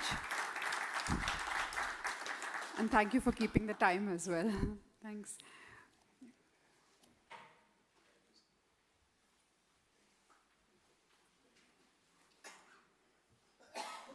We will move on with the next panel discussion, Reimagining Ports as Green Energy Hubs.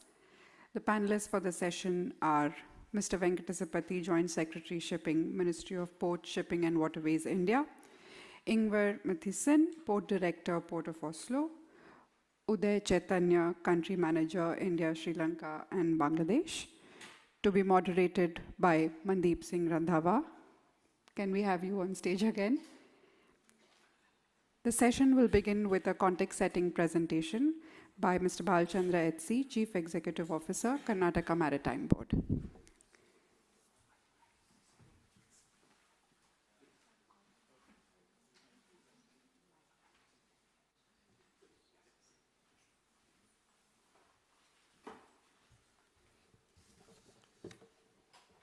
So, good afternoon, all the dignitaries. Reimagining ports as a green energy hubs. In this, I'm briefly covering about the need for green energy, usage of green energy in ports, achievements of India on this line, and best practices and investment opportunities in India.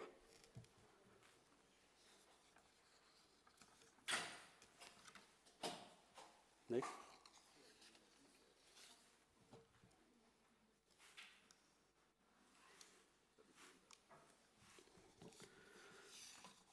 So, need for the maritime sector to go green.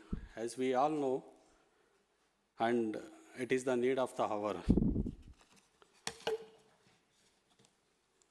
So, as per International Maritime Organization and the UNFCCC conference in Glasgow in 2021,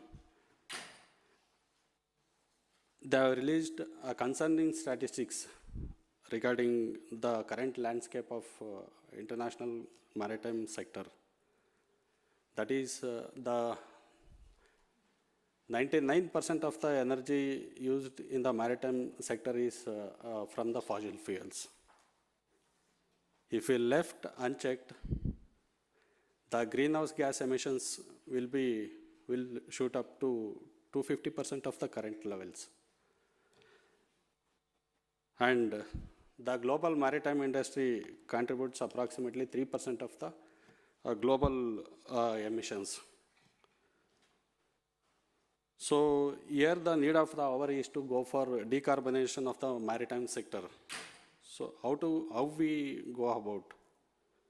By setting the targets, limiting the global temperature by 1.5 degrees centigrade, and carbon dioxide levels approaching net zero by the mid-century.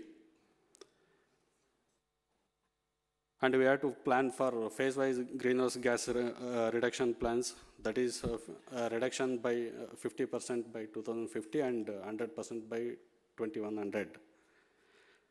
And achieving the ship energy efficiency by reducing the carbon intensity by 40% by 2030 and by 70% by 2050. So, green maritime vision for India. So, this is the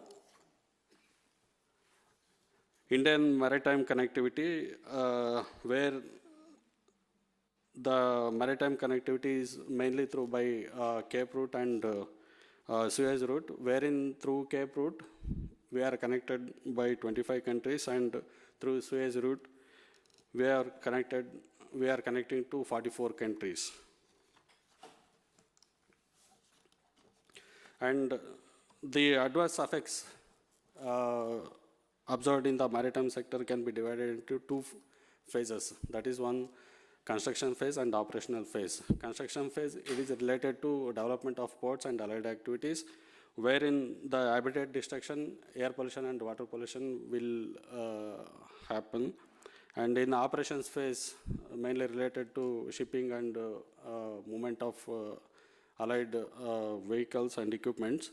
So here, the air pollution, water pollution, waste generation, both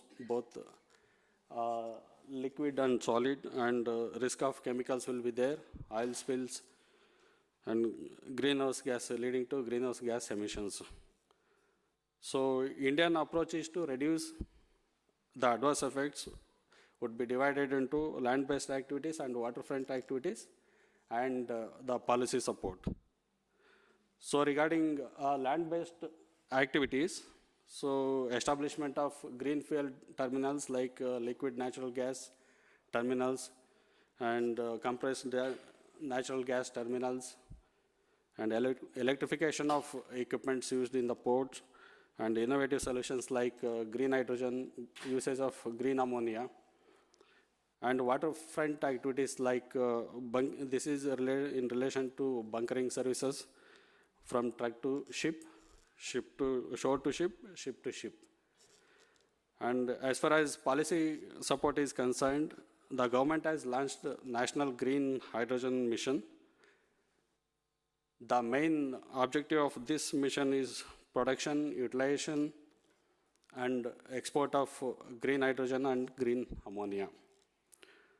In addition to this, Harit Sagar guidelines, wherein the objective is to achieve the net zero carbon emissions through adoption of sustainable practices like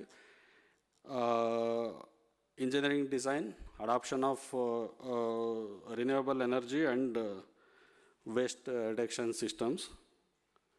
Harit Nauka, this is regarding the ferry relation to inland waterways. So, to enhance the sustainability of the inland water transport by encouraging use of electric and other alternative powered vehicles.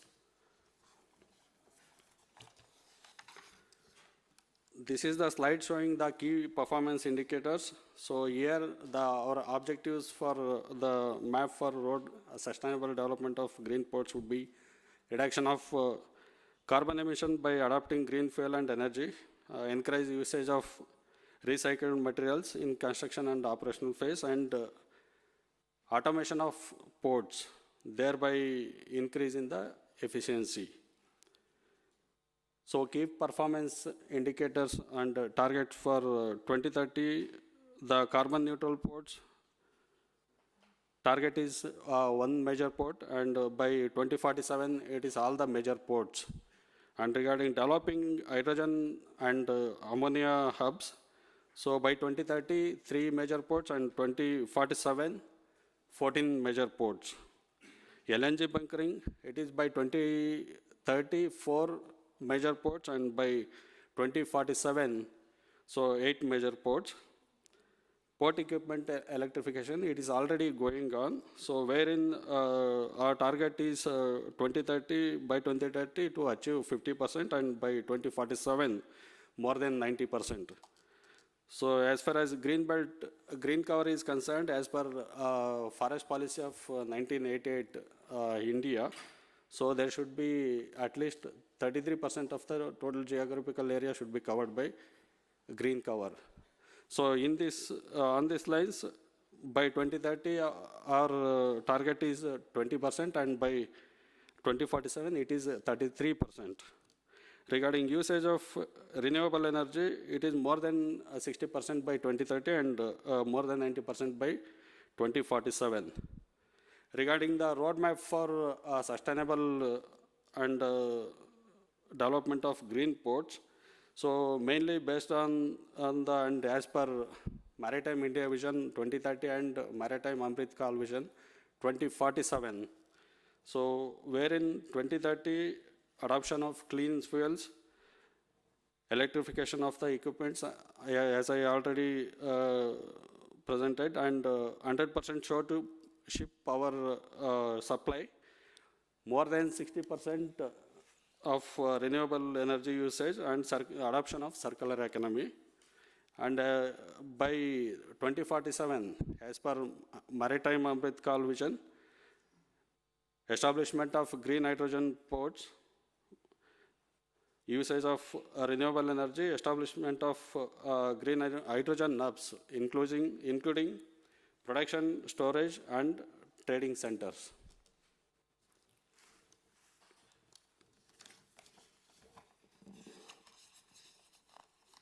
So this is the slide showing the best practices adopted by Government of India, and the map showing the investment opportunities. Here mainly the Deen Dayal Port Authority, wherein 1 megawatt green hydrogen plant is planned to be established, and Center for Excellence for Green Maritime Fuels, and launch of green hydrogen powered by FCV buses, and green ammonia production by 2030, 7 million metric ton per annum, and estimated investment here is 1 lakh crore. And regarding Paradip Port Authority initiatives, completion of dedicated terminal for green hydrogen, green ammonia by 2027, green ammonia production by 2030, 2 million metric ton per annum, and here the estimated investment will be rupees 41,860 crores. Regarding Chidambaram Port Authority initiatives, here green hydrogen demo project be at 10 nanometer NM cube capacity at rupees 3.8 crore. Green hydrogen bunkers and refueling with rupees 35 crores sanctioned by Ministry of New Renewable Energy, and green ammonia production by 2030, 2 million metric ton per annum.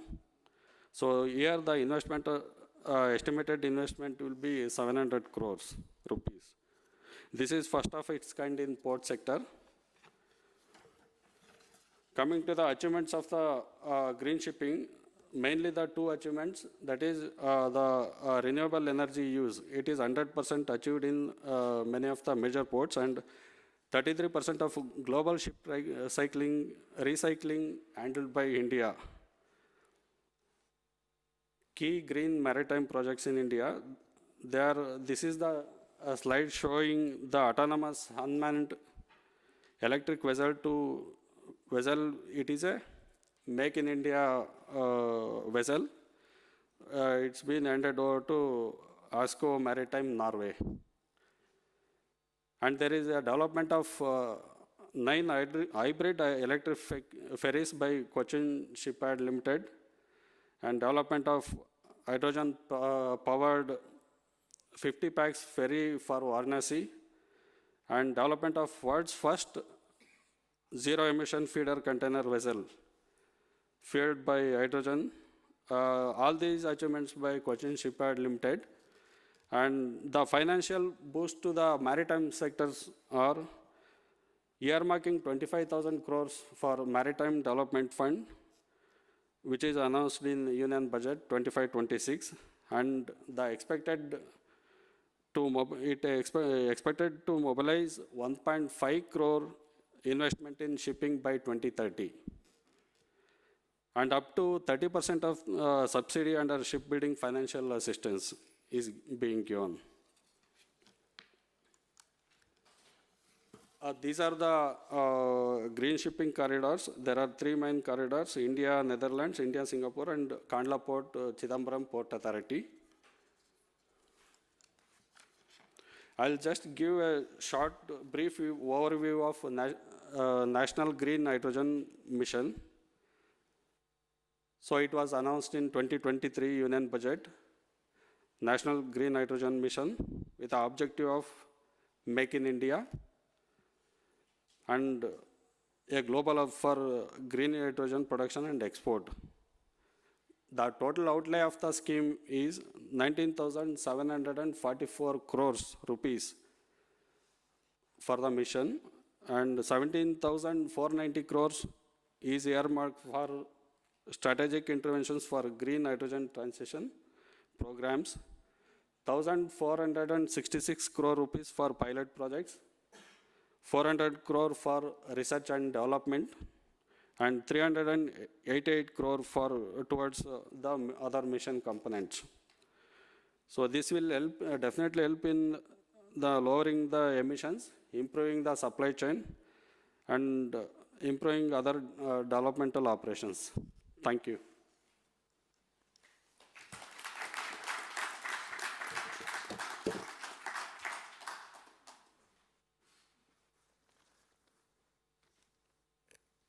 Thank you, Balachandran, for presentation and setting the context for this discussion. I will first go to Mr. Venkateshpati, Joint Secretary from the Ministry of Port, Shipping and Waterways. As Venkateshpati, you are basically looking after this shipbuilding in India, and many of the Indian ports, they are building green vessels for the European countries at competitive rates. Is there any thinking process in the government how to support basically these shipyards and how to scale up so that their work order from the European and other countries can also be increased? Yeah, green ships are a very important concept we have adapted, and Norway has a major role to play. It played a major role and it's still playing. And what we have done for green vessels is we give a special dispensation. It is not a normal vessel, and it is in the development phase. Several types of fuels have been considered, and we give all these fuels appropriate position. And we want to have first, it cannot be purely green. Purely green may be pilots or smaller vessels or specific type of specialized ones. We want to ensure that dual fuel capacity is made available in the initial stage. So the vessels that we are planning, or what in our domestic requirement we want to ensure they have hybrid capability so that they will initially be run, and once the fuels are ready and available, we will be able to run the ships on dual fuel. Furthermore, in our vessels, whatever we are providing or designing for our vessels, there is a retrofitting aspect that we have tried to bring in.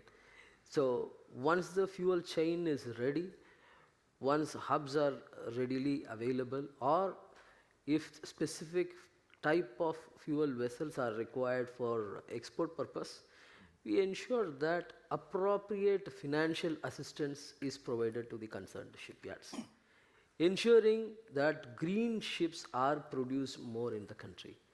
And that is currently in our scheme also we specify, if you build a purely green vessel, we can go up to a financial assistance of 25%. That's available.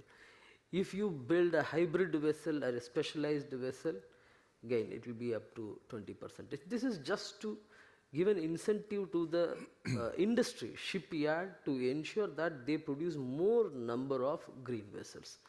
That's the orientation that we have currently for shipbuilding. Sir, in addition to this, as some of Indian ports have already given the order for the green tugs, and few of the ports are also in process of giving orders for the green tug, and Government of India has undertaken an ambitious target to have 100% green tugs by 2047. So what is 2047? And basically, what was the thought process behind this, and how government is supporting this green transition? We have decided that government should be able to take the first lead. There is not much movement in the direction in the domestic area. So when we discussed, we decided that government should take the lead. We initially said that out of the 12 major ports that we have, we will, three major ports will build each one green vessel. It's a green tug, basically. It can come to the shore and then charge itself and do its operation. It need not go out of the port for a longer distance. So that was the initiation. Then we realized that why should we go for only 3 ports? Let's go with all the ports. Let's have at least one vessel with all these ports. Then we realized that it is moving faster. There is a good traction on that one. There is huge interest from the shipbuilders, also from the shippers as well. And we realized that some of the ports are actually profit making. So let us make 2 vessels each for these ports, and for the ports which are not making that level of profit, they can go with one single vessel, and time frame is fixed for 2030. So we are ready as a government to take the loss if it has to be met with the financial assistance, number 1. Number 2, we want to show our commitment to the non-major ports as well as to the world that yes, we are committed, we want to do greening of the vessels. Number 3, we want to ensure technology is available, the same technology that we are using, that is available. So we have published the Green Tug Transition Program specification. This specification is available for all the shipyards. You need not build different type of vessel. The spec is already available. Do build it so that the common vessels are available and economies of scale work, and it will bring down the overall cost. That was the thought process. Okay, thank you, Mr. Venkatesh. My next question is to Mr. Angwar. Port of Oslo has done a lot in basically greening the port and a lot for decarbonizations. Firstly, just I want to listen to you. What was your experience and how it all started, and how you achieved, and what's your future target? Then I got few more questions for you. Okay. Very good, thank you. Good to be here. Just to put it a bit of a context, Norway, as you know, is a small country, the number of people living here. We just rounded 5.6 million people. The city of Oslo have about 700,000 in Oslo proper, while the region is about 1.5 million. So in terms of India, you know, we are in a bit different league. But as a port, we feel that we are among the world's leading in the green transition. And you can say, if you take the big picture, why, I often get this question, why is Norway and City of Oslo and Port of Oslo so far ahead? And I would say we draw from the history of the maritime culture, maritime history. We have a lot of ship owners, and they've also been catering to the oil and gas traffic, so they have technical advanced ships, so they also turning to the future. They didn't try to fight back when the green shift initiatives came. And of course, mentioning oil and gas, we have, of course, the income from that.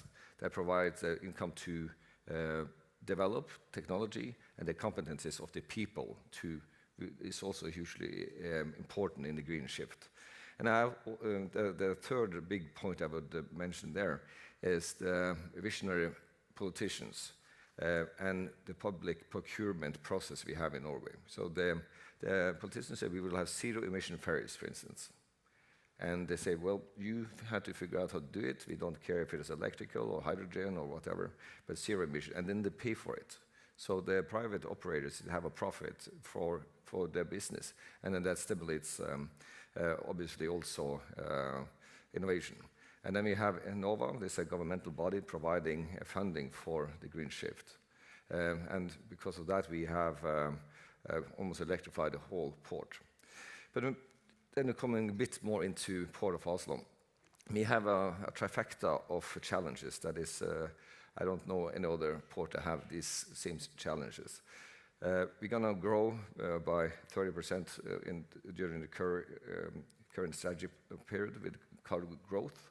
We're going to cut our greenhouse emissions as a port, and for our customers, the ship owners and the ships and the land activity. We're going to cut that by 85% within 2030. And we're going to do it on 50% of the historical port areas because we are shrinking. Already we have had a big chunk of land used to be city developed, and we still have some more to go. So summarize those the three challenges I just mentioned, that also provided basis for our vision.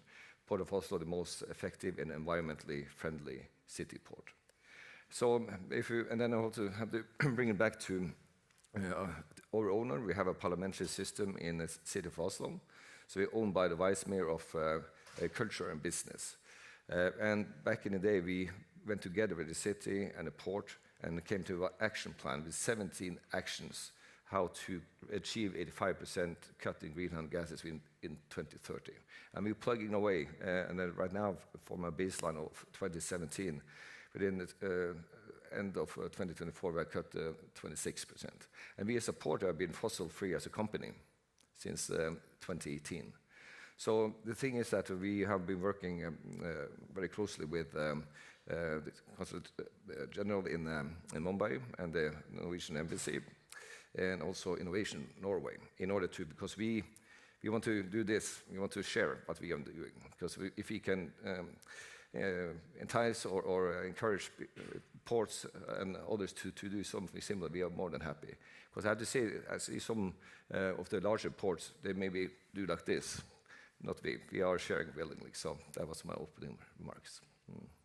Okay, so my next question, in continuation of this question, as you are actually involved with the Indian Ports Association, and you also got the MOU with the Indian Ports Association, and you have been to India also. In your opinion, this model can be replicated in which ports of India, like City Port of Mumbai, and your take on this? Yeah. As a port director CEO of Port of Oslo, when I was attending Global Maritime Indian Summit in 2023, we signed an MOU between Mumbai Port and Port of Oslo, but also JNPT and Port of Oslo. And CSM was at that time, and for that matter, currently, I am currently the chair of Ports of Norway. They have 60 port members. Norway have the second longest coast of any country in the world. And I think the model, which I mentioned, the action plan, it can fully be replicated because you just put your own targets and goals in it. But the model, first you have to figure out what you are, where the ships are going, which ships you have, the various segments, and then you start identifying which ships are coming the most frequent to your port. And then you put in the efforts for where you can get most bang for the buck, basically, you get most return on the investment. And the MOUs is basically for the city port of Mumbai. It is two components, the green shift and the city transformation of prior port areas. Because I think, although we had some issues about some earlier developments that maybe wouldn't have been built the same way now, but now we have created a great diversification on the building heights and angles, and create great places for people to visit, even though that not everyone might be able to live there, but you have open areas that are free to everyone. So I really feel that what we have been doing, we can willingly share, and I think we will probably make our way to India again in the next year, with Global Maritime India Summit, and to see that we can fulfill some of the expectations of the MOUs. One thing is also the funding is also required for this green transitions. Funding, and I think the innovative funding, which is I think also theme for the next session. Then how you able to mobilize the resources again from the regulatory and financial point of view to fund these initiatives and greening the whole maritime ecosystem in Port of Oslo? Well, I can say that, as I said, the visionary politicians, they have been driving the force to put very tough and ambitious goals, which we find very encouraging to be delivering on. But I have to say, if we pull it even a step further. We have EU that have replicated our system that we have a great success with. We have the NOx fund, nitro dioxide, in order to cut the emissions for the ships of that kind of emission. There was established a NOx fund, so basically what the polluter had to pay, they went to a fund that they could apply for money to get greening of their vessels.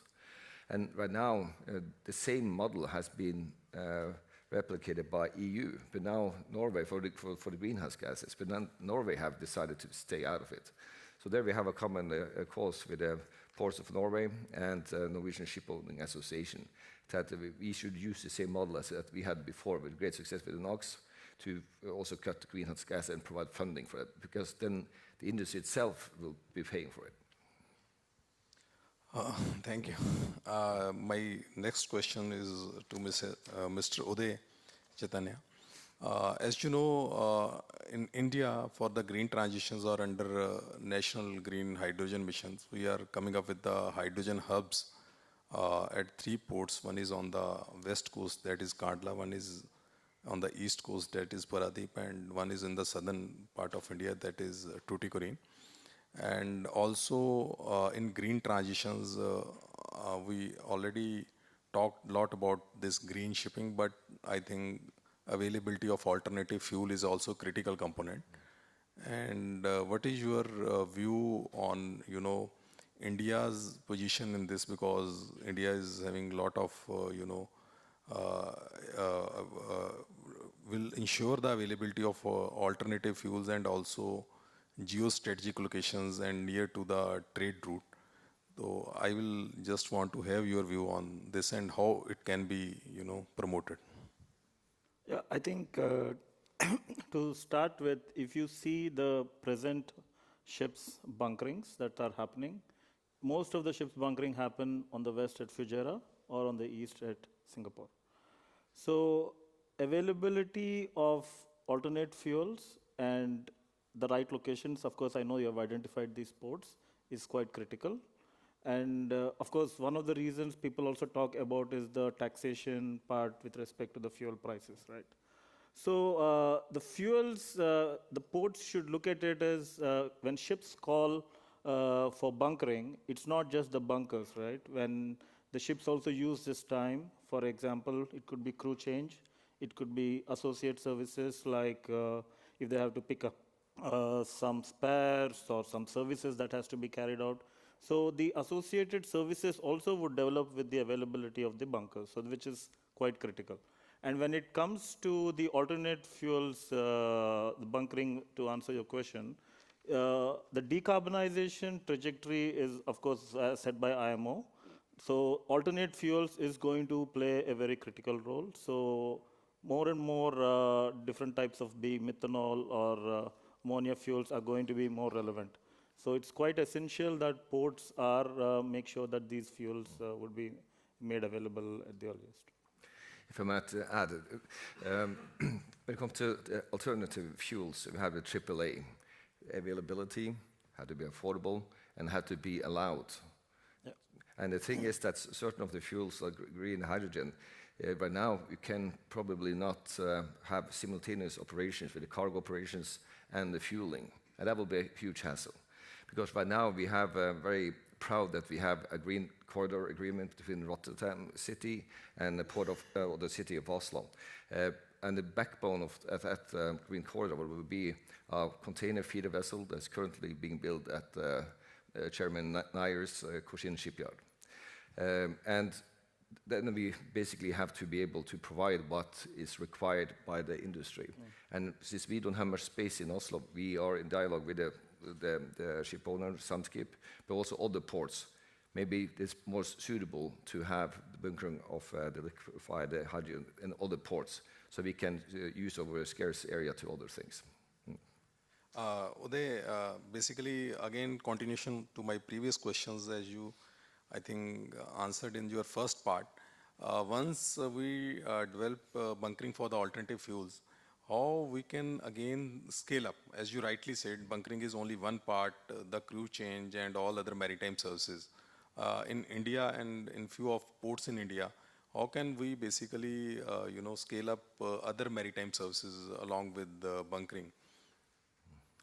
So again, I think it may be form of the next panel, some of the things on the finance and taxation part, because the present challenges when you see the ship owners, for example, the reason why they rather prefer to do it more either in Singapore or in Fujairah compared to India is, first of all, availability of the spares, which is a challenge because ships don't wait for a long time. You should be able to get it on a short notice. If a ship is dry docked and then if they need spares, then and if you have to wait for several days, that's not a viable solution. So availability and also the ease of business with respect to the taxation part, if that could be taken care, I believe that would help with respect to scaling up the services. Again, last question, a quick response. What is your view on, offshore bunkering of some of the fuels? It is possible like methanol or these alternative fuels? So you're saying offshore? So currently, of course, we have been doing some studies both in Singapore and currently we are working with Kandla Port with respect to the biomethanol bunkering studies. So of course, there have been, it's still in progress, so we have been identified some actions what will have to be done. So it should be possible. It's not that it's not possible, but of course, it should be done in a safe and reliable manner. Thank you all the panelists. I have to, stop the panel discussion now due to paucity of time because it's quite interesting topic, the green transitions, and as we all know, now this IMO is also working on this market-based measures and how to implement the roadmap for the green transitions. I once again all the panelists and hope the discussion will be fruitful for all the listeners. Thank you very much.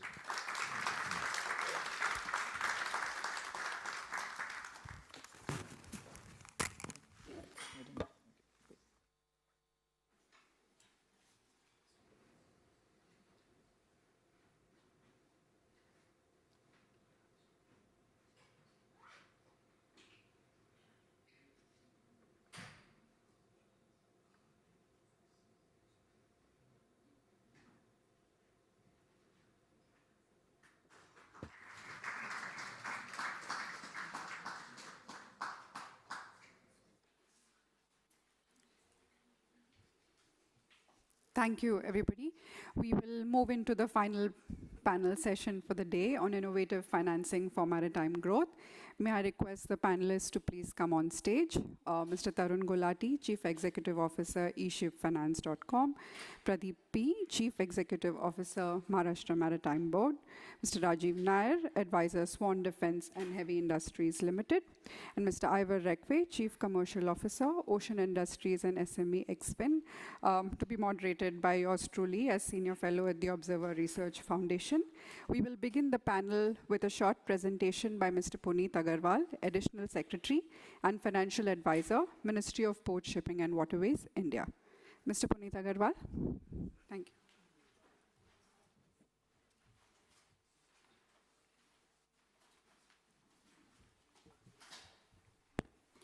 Good afternoon, everyone. As we have gone through 3 panel discussions on various topics, now we have come to the final panel discussion on innovative financing for maritime growth. As we all know, India is making efforts to increase its presence in maritime sector. Keeping that in mind, what are our ambitions and what are the fund requirements that we are going to see in this presentation, and what innovative model we have thought of that will be introduced in this session. Next. I will just give first Indian maritime sector overview and then the innovative financing model which has been proposed by the government in the this year's budget. As we all know, India has a long coastline of around 7,500 kilometers, covering 9 states and even 2 union territories of Lakshadweep and Andaman Nicobar. We have 12 major ports and 217 non-major ports, totaling 229 ports, which are presently handling cargo of around 1,600 million metric ton.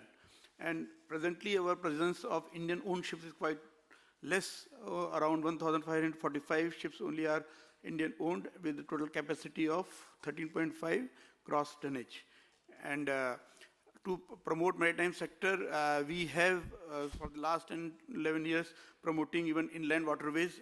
Earlier there were only 5 national waterways declared in 2014. Thereafter we have increased it to 111, and total 29 waterways have become operational, and others are also in the pipeline. Total, we have also increased our cargo handle capacity from 18 MMT in 13-14 to 145 to these inland cargoes. Now, to give a boost to the maritime sector, we conducted studies in various sectoral areas of the maritime. We found joint working groups and cells where the experts deliberated in detail, and they were, and for in that line we had India Maritime Vision 2030 and India Amritkal Vision 2047, under which we have made several goals to be achieved for India to make a position at the global level in the maritime sector. So based on that, the total investment required, which has worked out, comes to around 885 to 940 billion euros, USD dollars, US dollars. And if we are able to manage that much investment, it would have a potential to create employment for 4 crore people. The major share goes in enhancing the India's tonnage. As I have mentioned, it is quite low. We want to increase it so that around 400 billion US dollar would be used for enhancing India's tonnage, then for enhancing India's green tonnage, and for even developing world-class next-generation ports, we need all this funding. We also want to be a global player in shipbuilding, ship repair facility, as we had session earlier, where we have shown what all we have done for ship repair. We have a ship repairing facility in Alang for shipbuilding. Also, various shipyards are making efforts to go for joint venture. Many ships are being provided in Norway also, and in other countries also. Efforts are on to get orders. And the coastal and inland shipping share also we want to increase, which also requires funding. The aspirations which have been set under these 2 visions, Amritkal Vision 2047 and Amrit Vision Document 2030, that presently we are 16th at the global level in case of ownership. We want to take it to 10th by 2030 and 5th in the world by 2047. In terms of shipbuilding, we are presently 17th, which we again want to take it up to 10th by 2030, and then 5th major player by 2047. Presently, cargo handling capacity is around 2,700 metric ton, which is targeted to be taken to around 3,500 by 2030 and 10,000 by 2047. Inland waterways also, we want to increase it from 133 presently to 200 by 2030 and 500 by 2047. Similarly, coastal cargo is also supposed to reach around 1,300 by 2047. So all are quite ambitious targets, which requires funding apart from other contributing factor in terms of skilling, in terms of technology upgradation. So we have undertaken certain exercises over the period, if I could just show, to enhance India's shipbuilding and ship owning capacity. In 2015, we have initiated this Make in India initiative, where the Indian shipyards were given customs exemption to import raw material inputs for making ships in the country. Then in 2016, we introduced shipbuilding financial assistance scheme, under which up to around 0.2 billion euros funding support was given, and up to 20% of the capital cost was provided to the ship owners who will be making ship in India. So under that process, around more than 360 ships building was supported under that scheme, and that scheme has got over. Now new scheme version 2.0 is being introduced, where the percentage of capital subsidy is being increased from 15% to even 25% in case it has green technology adoption being made by the ship builders. Then we have 2016, we have given infrastructure status to shipyards, which has enabled long-term, low-cost financing being made available for this sector. Then in 2020, there was we introduced right of first refusal licensing conditions to bolster shipbuilding in India and prioritize India-built flagged and owned vessels. Then scheme for promotion of flagging of merchant ship 2021. Here, government is providing subsidy support to Indian shipping companies in to promote Indian flagged vessels in global tendering process. So these efforts have been taken.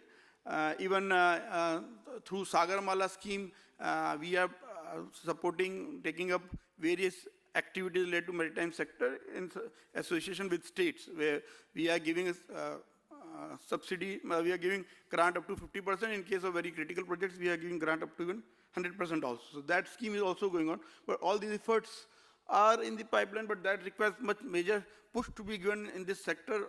There is a need to leverage government funds to get more funds from private sector. Keeping that in mind, this Maritime Development Fund, this corpus has been announced by the Honorable Minister of Finance in this year's budget in February, where 25,000 Indian rupees, 25,000 crore Indian rupees worth around 2.2 billion euro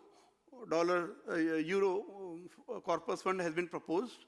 This is in the pipeline. The idea is that the maritime sector projects generally have a long gestation period, because of which banks or any financial institution does not come forward to make an investment there. Then there are inherent risks also involved, because of which funding requirement in this sector could not be met easily. Keeping that in mind, government has proposed to set up corpus fund where government would be giving fund up to 49%, and the rest fund would be mobilized from major ports as well as from the private sector, financial institutions, even multilateral institutions as well. And all these, whatever fund will be mobilized, that would be mainly targeting to achieve the key focus areas of enhancing Indian tonnage, greening the Indian tonnage, development of shipyards, increasing modal share of inland coastal movement, and then port and port link infrastructure. So all these efforts are being done, and with the creation of the Maritime Development Fund, low cost, long-term financing at a reasonably lower cost would be made available to the shipbuilders, to the any private investors also. So this private Maritime Development Fund would be managed by a professional fund manager, where the possibilities of investment could be either in equity form or it could be through debt. So depending upon the requirement, depending upon the risk factor, depending upon the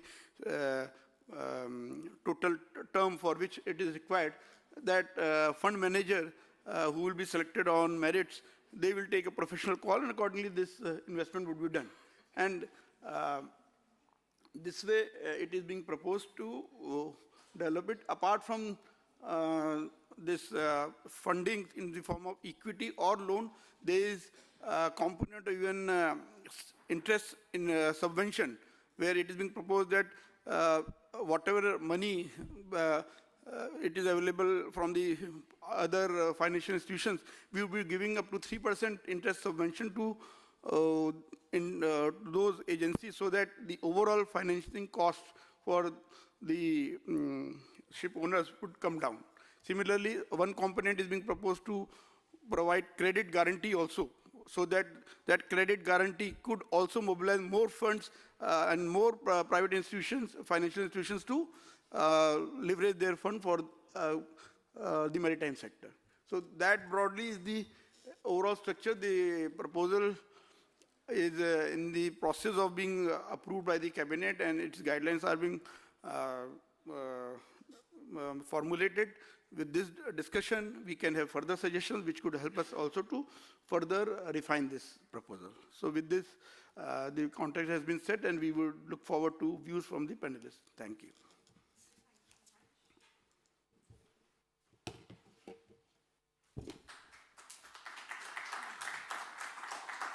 Hello. Is it fine? Yeah. Thank you. Thank you so much. We not only have the pressure of finishing the panel on time, but finishing the entire NOR session on time. So sincere apologies. I'm going to ask you to be crisp. As India expands its maritime footprint, from green ports to coastal infrastructure to shipbuilding, all that we've been hearing throughout the session, access to smart, accessible finance becomes even more important. We are here to discuss how innovative financing can help identify gaps and also unlock growth across the sector, not just in India, but also globally. So I'm going to dive straight in. Mr. Pradeep, can I start with you? Maybe you could begin with giving us an idea of how innovative financing in the maritime sector has advanced today, gaps, opportunities, and then I could come to you immediately with your follow-up question. Thank you, Anushka. As we all know, shipbuilding industry is a very capital-intensive industry and with a long gestation period. So the innovative financing in whatever name it is called, whether it is green bond or green blue bond or a green loan or a blended finance, finally it should achieve a low-cost finance has to be given, and then a long-term finance has to be given. So if you see the Government of India initiatives, one is the Maritime Development Fund, which aspires to provide through a blended finance model a long-term low-cost fund. So that should help it. And in addition to that, if you see the Indian shipyards compared to the Chinese or Japanese or South Korean shipyards, we have a cost disadvantage of about 20 to 30% of cost disadvantage.